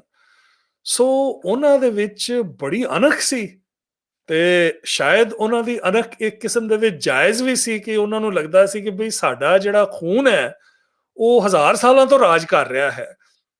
ਸੋ ਉਸ ਵਜ੍ਹਾ ਦੇ ਨਾਲ ਬਹੁਤ ਸਾਰੇ ਦਰਬਾਰ ਐਲੀਟਿਸਟ ਸਨ, ਜਿੱਥੇ ਖੂਨ, ਗੋਤ, ਇਹ ਸਾਰੀਆਂ ਚੀਜ਼ਾਂ ਬਹੁਤ ਜ਼ਿਆਦਾ ਪ੍ਰੋਮਿਨੈਂਟਲੀ ਫਿਗਰ ਕਰਦੀਆਂ ਸਨ। ਸੋ ਇਸ ਤੋਂ ਇਲਾਵਾ ਐਕਸਟੈਂਟ ਦੇ ਵਿੱਚ ਬੜਾ ਫਰਕ ਸੀ, ਜੋ ਇਗੈਲਿਟੇਰੀਅਨ ਆਊਟਲੁੱਕ ਸੀ ਉਹਦੇ ਵਿੱਚ ਬੜਾ ਫਰਕ ਹੈਗਾ ਸੀ। ਹੁਣ ਦੇਖੋ, ਜਿਹੜਾ ਲਾਹੌਰ ਦਰਬਾਰ ਸੀ ਉਹਦੀ ਰੈਕਗਨੀਸ਼ਨ ਬੜੀ ਫਰਕ ਸੀ। ਜਿਹੜੇ ਪਹਾੜੀ ਰਿਆਸਤਾਂ ਸਨ, ਅੰਗਰੇਜ਼ ਜਿਹੜੇ ਸਨ, ਉਹ ਲਾਹੌਰ ਦਰਬਾਰ ਦੇ ਨਾਲ ਉਹਨਾਂ ਨੇ ਟ੍ਰੀਟੀ ਬੜੀ ਵੱਡੀ ਸਾਈਨ ਕੀਤੀ, ਕਿਉਂਕਿ ਉਹਨਾਂ ਨੂੰ ਦਿਸਦਾ ਸੀ ਕਿ ਸਾਡੇ ਮੁਕਾਬਲੇ ਦੀ ਇਹ ਇੱਕ ਹਕੂਮਤ ਹੈ। ਇਸ ਤਰ੍ਹਾਂ ਦੀਆਂ ਟ੍ਰੀਟੀਜ਼ ਪਹਾੜੀ ਦਰਬਾਰਾਂ ਦੇ ਨਾਲ ਕਦੀ ਵੀ ਸਾਈਨ ਨਹੀਂ ਸਨ ਹੋਈਆਂ। ਸੋ ਇਹ ਹੁਣ just thinking of the top of my head, ਇਹ ਮੈਂ ਤੁਹਾਨੂੰ ਫਰਕ ਬਿਆਨ ਕਰ ਸਕਦਾ ਹਾਂ। ਜੀ ਸਰ, ਥੈਂਕ ਯੂ। ਬੜਾ ਅੱਜ ਤੁਸੀਂ ਸਾਨੂੰ ਟਾਈਮ ਦਿੱਤਾ। ਤੇ ਦੂਸਰਾ ਹੈ ਕਿ ਤੁਸੀਂ ਜਦੋਂ ਅਫਕਾਰੇ ਤਾਜ਼ਾ ਤੇ ਵੀ ਆਏ ਸੀ ਲਾਹੌਰ, ਜਿਹੜਾ ਥਿੰਕ ਫੈਸਟ ਹੁੰਦਾ, ਉਹਦੇ ਵਿੱਚ ਵੀ ਤੁਹਾਡੀ ਬੜੀ ਅੱਛੀ ਕੰਟਰੀਬਿਊਸ਼ਨ ਸੀ। ਅਸੀਂ ਉਹ ਸੈਸ਼ਨ ਵੀ ਅਟੈਂਡ ਕੀਤਾ, ਦੋਸਤਾਂ ਨੇ ਵੀ ਕਾਫੀ ਜ਼ਿਆਦਾ ਸ਼ੇਅਰ ਕੀਤਾ, ਤੇ ਉਹਦੇ ਹਵਾਲੇ ਨਾਲ ਉਹਨੇ ਤੇ ਕੀ ਐਕਸਪੀਰੀਅੰਸ ਤੁਸੀਂ ਲਿਆ ਉੱਥੇ ਲਾਹੌਰ ਦਾ, ਜਾਂ ਕੀ ਤੁਹਾਡੇ ਆਪਣੇ ਪਰਸਨਲ ਐਕਸਪੀਰੀਅੰਸ ਕਿੱਦਾਂ ਦਾ ਰਿਹਾ? ਇਹ ਮੈਂ ਜੀ, ਮੈਨੂੰ ਪਤਾ ਸਾਡਾ ਪ੍ਰੋਗਰਾਮ ਬੜਾ ਲੰਬਾ ਹੋ ਗਿਆ, ਪਰ ਮੈਂ 2 ਮਿੰਟਾਂ ਦੇ ਵਿੱਚ ਆਪਣੇ ਥਾਟ ਸ਼ੇਅਰ ਕਰਦਾ ਹਾਂ। ਤੇ ਵੈਸੇ ਮੈਂ ਸਾਰਿਆਂ ਨੂੰ ਇਨਕਰੇਜ ਕਰਾਂਗਾ ਕਿ ਲਾਹੌਰ ਤੋਂ ਵਾਪਸ ਆ ਕੇ ਨਾ, ਮੈਂ ਇੱਕ ਛੋਟਾ ਜਿਹਾ ਜਜ਼ਬਾਤੀ ਐਡੀਟੋਰੀਅਲ ਮੇਰਾ ਛਪਿਆ ਸੀ ਡੌਨ ਦੇ ਵਿੱਚ, ਜਿਹੜਾ ਕਿ ਆਨਲਾਈਨ ਮੌਜੂਦ ਹੈ। ਮੈਂ ਐਕਚੁਅਲੀ ਪੋਸਟ ਵੀ ਕਰ ਦਿਆਂਗਾ ਕਮੈਂਟਸ ਦੇ ਵਿੱਚ, ਉਹ ਤੁਸੀਂ ਜ਼ਰੂਰ ਪੜ੍ਹਨਾ, ਕਿਉਂਕਿ ਉਦੋਂ ਇਹ ਜਜ਼ਬਾਤ ਸਾਰੇ ਬਿਲਕੁਲ ਤਾਜ਼ੇ ਸਨ ਤੇ ਮੈਂ ਉਦੋਂ ਬਿਆਨ ਕੀਤੇ ਸਨ। ਪਰ ਮੈਂ ਸੰਖੇਪ ਦੇ ਵਿੱਚ ਤੁਹਾਨੂੰ ਫਿਰ ਮੈਂ ਸ਼ੇਅਰ ਕਰਨਾ ਚਾਹੁੰਦਾ ਹਾਂ। ਇਹ ਮੇਰੀ ਪਹਿਲੀ ਵਿਜ਼ਿਟ ਸੀ ਪਾਕਿਸਤਾਨ ਜਾਣ ਦਾ, ਮੈਨੂੰ ਕਦੀ ਮੌਕਾ ਨਹੀਂ ਸੀ ਮਿਲਿਆ ਪਹਿਲਾਂ। ਤੇ ਮੈਂ ਆਪਣੇ ਸਿੱਖ ਭਰਾਵਾਂ ਤੋਂ ਖਾਸ ਕਰਕੇ ਸੁਣਿਆ ਸੀ ਕਿ ਵੀ ਜਦੋਂ ਵੀ ਅਸੀਂ ਪਾਕਿਸਤਾਨ ਜਾਂਦੇ ਹਾਂ ਨਾ, ਸਾਨੂੰ ਬਹੁਤ ਪ੍ਰੇਮ ਪਿਆਰ ਬਹੁਤ ਸਾਨੂੰ ਮਿਲਦਾ ਹੈਗਾ, ਸਾਨੂੰ ਬੜਾ ਅੱਛਾ ਲੱਗਦਾ ਹੈ। ਇਹ ਸੁਣਨ ਦੇ ਬਾਵਜੂਦ ਮੈਂ ਕਹਿ ਸਕਦਾ ਹਾਂ ਕਿ ਜਦ ਮੈਂ ਲਾਹੌਰ ਪਹੁੰਚਿਆ, ਤੇ ਮੈਂ I was totally unprepared for the kind of reception that I received. ਮੈਂ ਬੜਾ ਸਪਸ਼ਟ ਤੌਰ ਤੇ ਗੱਲ ਕਰਦਾ ਵਾਂ। ਮੈਂ ਪਹੁੰਚਿਆ ਹੀ ਤੇ ਮੇਰੇ ਇੱਕ ਮਿੱਤਰ ਨੇ ਨਈਮ ਸਾਹਿਬ, ਉਹ ਮੈਨੂੰ ਇਮੀਡੀਏਟਲੀ ਸ਼ਾਹੀ ਕਿਲ੍ਹਾ ਲੈ ਕੇ ਦੇਖਣ ਵਾਸਤੇ, ਕਿਉਂਕਿ ਮੈਨੂੰ ਇੰਟਰਸਟ ਸੀ ਬੜਾ, ਕਿਉਂਕਿ ਮੈਂ ਉਦੋਂ ਪੁਸਤਕ ਵੀ ਲਿਖੀ ਸੀ ਦਰਬਾਰ ਬਾਰੇ, ਤੇ ਦਰਬਾਰ ਦੀਆਂ ਕਈ ਚੀਜ਼ਾਂ ਸ਼ਾਹੀ ਕਿਲ੍ਹੇ ਦੇ ਨਾਲ ਉਹਨਾਂ ਦਾ ਬਹੁਤ ਡੂੰਘਾ ਤਾਲੁਕ ਹੈਗਾ। ਅੱਛਾ, ਮੈਂ ਪਹੁੰਚਿਆ ਹੀ ਉੱਥੇ ਤੇ ਥੋੜੀ ਥੋੜੀ ਦੇਰ ਬਾਅਦ ਨਾ ਮੇਰੇ ਕੋਲ ਲੋਕ ਆਣੇ ਸ਼ੁਰੂ ਹੋ ਗਏ ਵੀ ਸਲਾਮ ਅਲੈਕਮ, ਕੋਈ ਸਲਾਮ ਅਲੈਕਮ ਕਹਿ ਰਿਹਾ, ਕੋਈ ਸਤਿ ਸ੍ਰੀ ਅਕਾਲ ਕਹਿ ਰਿਹਾ, ਕੋਈ ਹੱਥ ਮਿਲਾ ਰਿਹਾ ਹੈ। ਸਾਰੇ ਵੈਲਕਮ ਕਰ ਰਹੇ ਨੇ, ਪੁੱਛ ਰਹੇ ਨੇ ਤੁਸੀਂ ਕਿੱਥੋਂ ਆਏ ਹੋ, ਤੁਸੀਂ ਪਹਿਲੀ ਵਾਰੀ ਆਏ ਹੋ। ਐਸਾ ਮੈਨੂੰ ਮਹਿਸੂਸ ਹੋਇਆ, ਇੰਨਾ ਨਿੱਘ ਉੱਥੇ ਮੈਨੂੰ ਪਹੁੰਚ ਕੇ ਮਹਿਸੂਸ ਹੋਇਆ ਕਿ ਮੈਂ ਬਿਲੀਵ ਨਹੀਂ ਸੀ ਕਰ ਸਕਦਾ। ਸੋ ਇਹ ਇੱਕ ਐਸਾ ਐਕਸਪੀਰੀਅੰਸ ਹੈ ਜਿਹੜਾ ਕਿ ਸੱਚਮੁੱਚ ਬਿਆਨ ਤੋਂ ਬਾਹਰ ਹੈ। ਮੈਂ ਹੁਣ ਲਫ਼ਜ਼ ਮੈਂ ਬੋਲ ਰਿਹਾ ਵਾਂ ਇਸ ਵੇਲੇ, ਪਰ ਜੋ ਨਿੱਘ ਮੈਂ ਉੱਥੇ ਮਹਿਸੂਸ ਕੀਤਾ ਉਹ ਸੱਚਮੁੱਚ ਬਿਆਨ ਤੋਂ ਬਾਹਰ ਹੈ। ਜਿਹੜਾ ਐਕਚੁਅਲ ਪ੍ਰੋਗਰਾਮ ਹੋਇਆ ਸੀ ਉੱਥੇ ਮੈਨੂੰ ਸਾਰੇ ਪਾਕਿਸਤਾਨ ਤੋਂ ਆਏ ਸਟੂਡੈਂਟਸ, ਇੰਟੈਲੈਕਚੁਅਲਸ, ਹੋਰ ਸ਼ਖਸ, ਸਭ ਦਾ ਰਿਸਪੌਂਸ ਬਿਲਕੁਲ ਹੀ ਐਸਾ ਸੀ। ਸੋ ਮੈਂ ਸਿਰਫ ਇਹ ਕਹਿ ਸਕਦਾ ਹਾਂ ਕਿ ਦੇਖੋ, ਜਿਹੜੀ ਇੰਡੀਆ ਤੇ ਪਾਕਿਸਤਾਨ ਦੀ ਪਾਰਟੀਸ਼ਨ ਹੋਈ ਹੈ, ਇਹ ਕਿੰਨੇ ਸਾਲ ਪੁਰਾਣੀ ਹੈ? 70-80 ਸਾਲ ਪੁਰਾਣੀ ਗੱਲ ਹੈ। ਜਿਹੜੇ ਸਾਡੇ ਆਪਸੀ ਤਾਲੁਕਾਤ ਹਨ, ਖੂਨ ਦੇ ਤਾਲੁਕਾਤ, ਬੋਲੀ ਦੇ ਤਾਲੁਕਾਤ, ਕਲਚਰ ਦੇ ਤਾਲੁਕਾਤ, ਇਹ ਹਜ਼ਾਰਾਂ ਸਾਲ ਪੁਰਾਣੇ ਹਨ। ਸਰਕਾਰਾਂ ਜੋ ਵੀ ਕਹਿਣ, ਪ੍ਰੈਸ ਜੋ ਮਰਜ਼ੀ ਕਹੇ, ਜਦ ਅਸੀਂ ਇੱਕ ਇਨਸਾਨੀ ਤੌਰ ਤੇ ਇੱਕ ਦੂਸਰੇ ਦੇ ਨਾਲ ਮਿਲਦੇ ਹਾਂ ਤੇ ਜਿਹੜੇ ਇਹ 70-80 ਸਾਲ ਪੁਰਾਣੇ ਵੰਡ ਵਿਤਕਰੇ ਨੇ, ਇਹ ਸਾਰੇ ਬਿਲਕੁਲ ਇਰਰੈਲੇਵੈਂਟ ਹੋ ਜਾਂਦੇ ਹਨ। ਇਹ ਮੈਂ ਮਹਿਸੂਸ ਕੀਤਾ ਲਾਹੌਰ ਦੇ ਵਿੱਚ। ਤੇ ਮੈਂ ਕਹਿੰਦਾ ਵਾਂ ਕਿ ਸਾਨੂੰ ਸਾਰਿਆਂ ਨੂੰ ਮੌਕੇ ਭਾਲਣੇ ਚਾਹੀਦੇ ਹਨ ਕਿ ਅਸੀਂ ਇਸ ਤਰੀਕੇ ਦੇ ਨਾਲ ਨਿੱਜੀ ਤੌਰ ਤੇ ਜੁੜ ਸਕੀਏ, ਕਿਉਂਕਿ ਜਦ ਅਸੀਂ ਜੁੜਦੇ ਹਾਂ ਫਿਰ ਅਸੀਂ ਦੇਖਦੇ ਹਾਂ ਕਿ ਜਿਹੜੀਆਂ ਸਾਡੀਆਂ ਡਿਵੀਜ਼ਨਸ ਹੈਗੀਆਂ ਨੇ ਇਹ ਤੇ ਬਿਲਕੁਲ ਮੀਨਿੰਗਲੈਸ ਨੇ, ਨਾਲ ਤੇ ਕੋਈ ਮਾਇਨਾ ਹੀ ਕੋਈ ਨਹੀਂ ਹੈ। ਇਹ ਸਭ ਮੈਂ ਮਹਿਸੂਸ ਕੀਤਾ ਲਾਹੌਰ ਪਹੁੰਚ ਕੇ। ਹਾਂ, ਚਲੋ ਸਰ, ਬਹੁਤ ਬਹੁਤ ਤੁਹਾਡੀ ਮਿਹਰਬਾਨੀ, ਸ਼ੁਕਰੀਆ ਤੁਸੀਂ ਅੱਜ ਟਾਈਮ ਕੱਢਿਆ ਸੀ, ਅੱਜ ਰਿਕਾਰਡ ਕਾਇਮ ਕੀਤਾ ਆਪਣਾ ਸੈਸ਼ਨ ਜਿਹੜਾ ਹੈ ਤਕਰੀਬਨ ਡਬਲ ਟਾਈਮ ਤੱਕ ਜਾਣ ਦਾ, ਔਰ ਬਹੁਤ ਮਜ਼ਾ ਆ ਰਿਹਾ ਲੋਕਾਂ ਦੀ ਜੇ ਇੰਟਰਸਟ ਵੀ ਹੈ, ਕਾਫੀ ਸਾਰੇ ਲੋਕ ਬੈਠੇ ਨੇ ਗੱਲਬਾਤ ਸੁਣ ਰਹੇ ਨੇ। ਦੱਸੋ, ਸਾਨੂੰ ਟਾਈਮ ਦੀ ਥੋੜ੍ਹਾ ਜਿਹਾ ਪ੍ਰੋਬਲਮ ਹੈ ਤੇ ਅਸੀਂ ਇਸ ਟਾਈਮ 'ਚ ਇਹਨੂੰ ਕੰਪਲੀਟ ਕਰਨਾ। ਅਸੀਂ ਤੁਹਾਡਾ ਬਹੁਤ ਸ਼ੁਕਰੀਆ ਕਿ ਤੁਸੀਂ ਜੁਆਇਨ ਕੀਤਾ, ਔਰ ਇਹ ਪਲੀਜ਼ ਸਾਡੇ ਵੱਲੋਂ ਰਿਕੁਐਸਟ ਹੋਏਗੀ ਕਿ ਤੁਸੀਂ ਅਗਰ ਸਾਨੂੰ ਕੋਈ ਨੈਕਸਟ ਸੈਸ਼ਨ ਕਰਨਾ ਪਵੇ ਤੇ ਫਿਰ ਵੀ ਅਸੀਂ ਤੁਹਾਡੇ ਕੋਲ ਟਾਈਮ ਲਾਂਗੇ, ਤੁਸੀਂ ਪਲੀਜ਼ ਸਾਨੂੰ ਦੇ ਦੇਣਾ। ਮੈਨੂੰ ਬਹੁਤ ਅੱਛਾ ਲੱਗਾ ਤੇ ਬੜੀ ਖੁਸ਼ੀ ਹੋਈ। It would absolutely be an honour to be back, and ਬਹੁਤ ਬਹੁਤ ਧੰਨਵਾਦ ਤੁਹਾਡਾ ਮੈਨੂੰ ਇਨਵਾਈਟ ਕਰਨ ਦਾ। ਸੋ ਤੇ ਤੁਸੀਂ ਬਸ ਸਾਰੇ ਕਮੈਂਟਸ ਦੇਖ ਲੈਣਾ, ਅਗਰ ਕਿਸੇ ਦਾ ਤੁਸੀਂ ਆਨਸਰ ਕਰਨਾ ਚਾਹੋ ਤੇ ਬੜੀ ਖੁਸ਼ੀ ਹੋਏਗੀ, ਤੁਸੀਂ ਉਹਨਾਂ ਨੂੰ ਪਲੀਜ਼ ਜਿਹੜਾ ਨਾ ਉਹ ਕਰ ਦੇਣਾ। ਜ਼ਰੂਰ ਜ਼ਰੂਰ। ਓਕੇ ਸਰ, ਥੈਂਕ ਯੂ ਜੀ। ਸਾਰੇ ਦੋਸਤਾਂ ਦਾ ਬਹੁਤ ਸ਼ੁਕਰੀਆ ਸਾਡੇ ਨਾਲ ਅੱਜ ਉਹ ਆਏ। ਅਸੀਂ ਜਿਸ ਤਰ੍ਹਾਂ ਇਹ ਸਾਡੀ ਲੈਕਚਰ ਸੀਰੀਜ਼ ਜਿਹੜੀ ਅਲਟਰਨੇਟਿਵ ਡੇਜ਼ 'ਤੇ ਚੱਲਦੀ ਰਹੇਗੀ, ਅਸੀਂ ਇੱਕ ਦਿਨ ਛੱਡ ਕੇ ਇੱਕ ਦਿਨ ਅਸੀਂ ਲੈਕਚਰ ਕਰਦੇ ਰਹਾਂਗੇ। ਸੋ ਨੈਕਸਟ ਸਾਡਾ ਜਿਹੜਾ ਲੈਕਚਰ ਹੈ ਉਹ ਬਾਈ ਬਲਦੀਪ ਸਿੰਘ ਦੇ ਨਾਲ ਸਾਡੇ ਜਿਹੜੇ ਸਿੱਖ ਮਿਊਜ਼ਿਕ ਦੇ ਹਵਾਲੇ ਨਾਲ ਹੋਏਗਾ। ਅਸੀਂ ਕੱਲ੍ਹ ਉਹਦਾ ਪੋਸਟਰ ਵੀ ਸ਼ੇਅਰ ਕਰ ਦਿਆਂਗੇ, ਔਰ ਤੁਸੀਂ ਕਾਈਂਡਲੀ ਜਿਹੜਾ ਹੈ ਉਹਦੇ ਵਿੱਚ ਜਿਹੜਾ ਉਹ ਲਾਜ਼ਮੀ ਪਾਰਟੀਸਪੇਟ ਕਰਨਾ। ਔਰ ਕੱਲ੍ਹ ਵਾਸਤੇ ਇੱਕ ਅਹਿਮ ਗੱਲ ਸਾਰੇ ਦੋਸਤ ਸੁਣ ਲੈਣ ਕਿ ਕੱਲ੍ਹ ਸਾਡਾ ਟਾਈਮ 10 ਵਜੇ ਹੋਏਗਾ, ਕਿਉਂਕਿ ਉਹਨਾਂ ਦਾ ਇੱਕ ਸੈਸ਼ਨ ਆਲਰੇਡੀ ਉਹਨਾਂ ਨੇ ਪਹਿਲੋਂ ਕਰਨਾ ਸੀ ਤੇ ਉਸ ਵਜ੍ਹਾ ਤੋਂ ਸਾਡਾ ਕੱਲ੍ਹ 9 ਦਾ ਟਾਈਮ ਨਹੀਂ ਹੋਏਗਾ, ਕੱਲ੍ਹ 10 ਵਜੇ ਦਾ ਟਾਈਮ ਹੋਏਗਾ। ਆਫਟਰ ਦੈਟ ਅਸੀਂ ਬਿਲਕੁਲ 9 ਵਜੇ, ਪੂਰੇ 9 ਵਜੇ ਹੀ ਆਇਆ ਕਰਾਂਗੇ। ਸੋ ਕੱਲ੍ਹ ਦਾ ਸੈਸ਼ਨ 10 ਵਜੇ ਹੈ, ਇਹਦੇ 'ਤੇ ਪਲੀਜ਼ ਧਿਆਨ ਰੱਖਣਾ ਸਾਰੇ ਦੋਸਤ, ਸ਼ੇਅਰ ਵੀ ਕਰਨਾ ਇਸ ਗੱਲ ਨੂੰ। ਮੈਂ ਪੋਸਟਰ ਕੱਲ੍ਹ ਸ਼ੇਅਰ ਹੋ ਜਾਏਗਾ। ਸੋ ਅਸੀਂ ਇਹ ਗੱਲ ਕਰ ਰਹੇ ਹਾਂ ਕਿ ਕੱਲ੍ਹ 10 ਵਜੇ ਤੁਸੀਂ ਲਾਜ਼ਮੀ ਆਉਣਾ। ਆਪਣੀ ਸੁਜੈਸ਼ਨਸ, ਆਪਣੀਆਂ ਗੱਲਾਂ ਬਾਤਾਂ ਜਿਹੜੀਆਂ ਨੇ ਉਹ ਲਾਜ਼ਮੀ ਤੁਸੀਂ ਕਮੈਂਟ ਦੇ ਵਿੱਚ ਦੱਸਦੇ ਰਹਿਣਾ, ਅਤੇ ਅਸੀਂ ਵੀ ਇਹ ਕੋਸ਼ਿਸ਼ ਕਰਾਂਗੇ ਕਿ ਅਸੀਂ ਆਪਣੀ ਜਿਹੜੀ ਹੈ ਨਾ ਇਹ ਲੈਕਚਰ ਸੀਰੀਜ਼ ਇਹਨੂੰ ਅਸੀਂ ਹੋਰ ਵੀ ਸੋਹਣਾ ਕਰੀਏ। ਹੋਰ ਸਾਡੇ ਸਕੋਲਰ ਸੁਜੈਸਟ ਕਰਨਾ ਚਾਹਣ, ਕੋਈ ਹੋਰ ਵੀ ਗੱਲਬਾਤ ਕਰਨਾ ਚਾਹੇ ਤਾਂ ਪਲੀਜ਼ ਕਰੇ। ਸੋ ਮਿਲਦੇ ਹਾਂ ਫਿਰ ਅਗਲੇ ਲੈਕਚਰ ਦੇ ਨਾਲ। ਬਹੁਤ ਮਿਹਰਬਾਨੀ।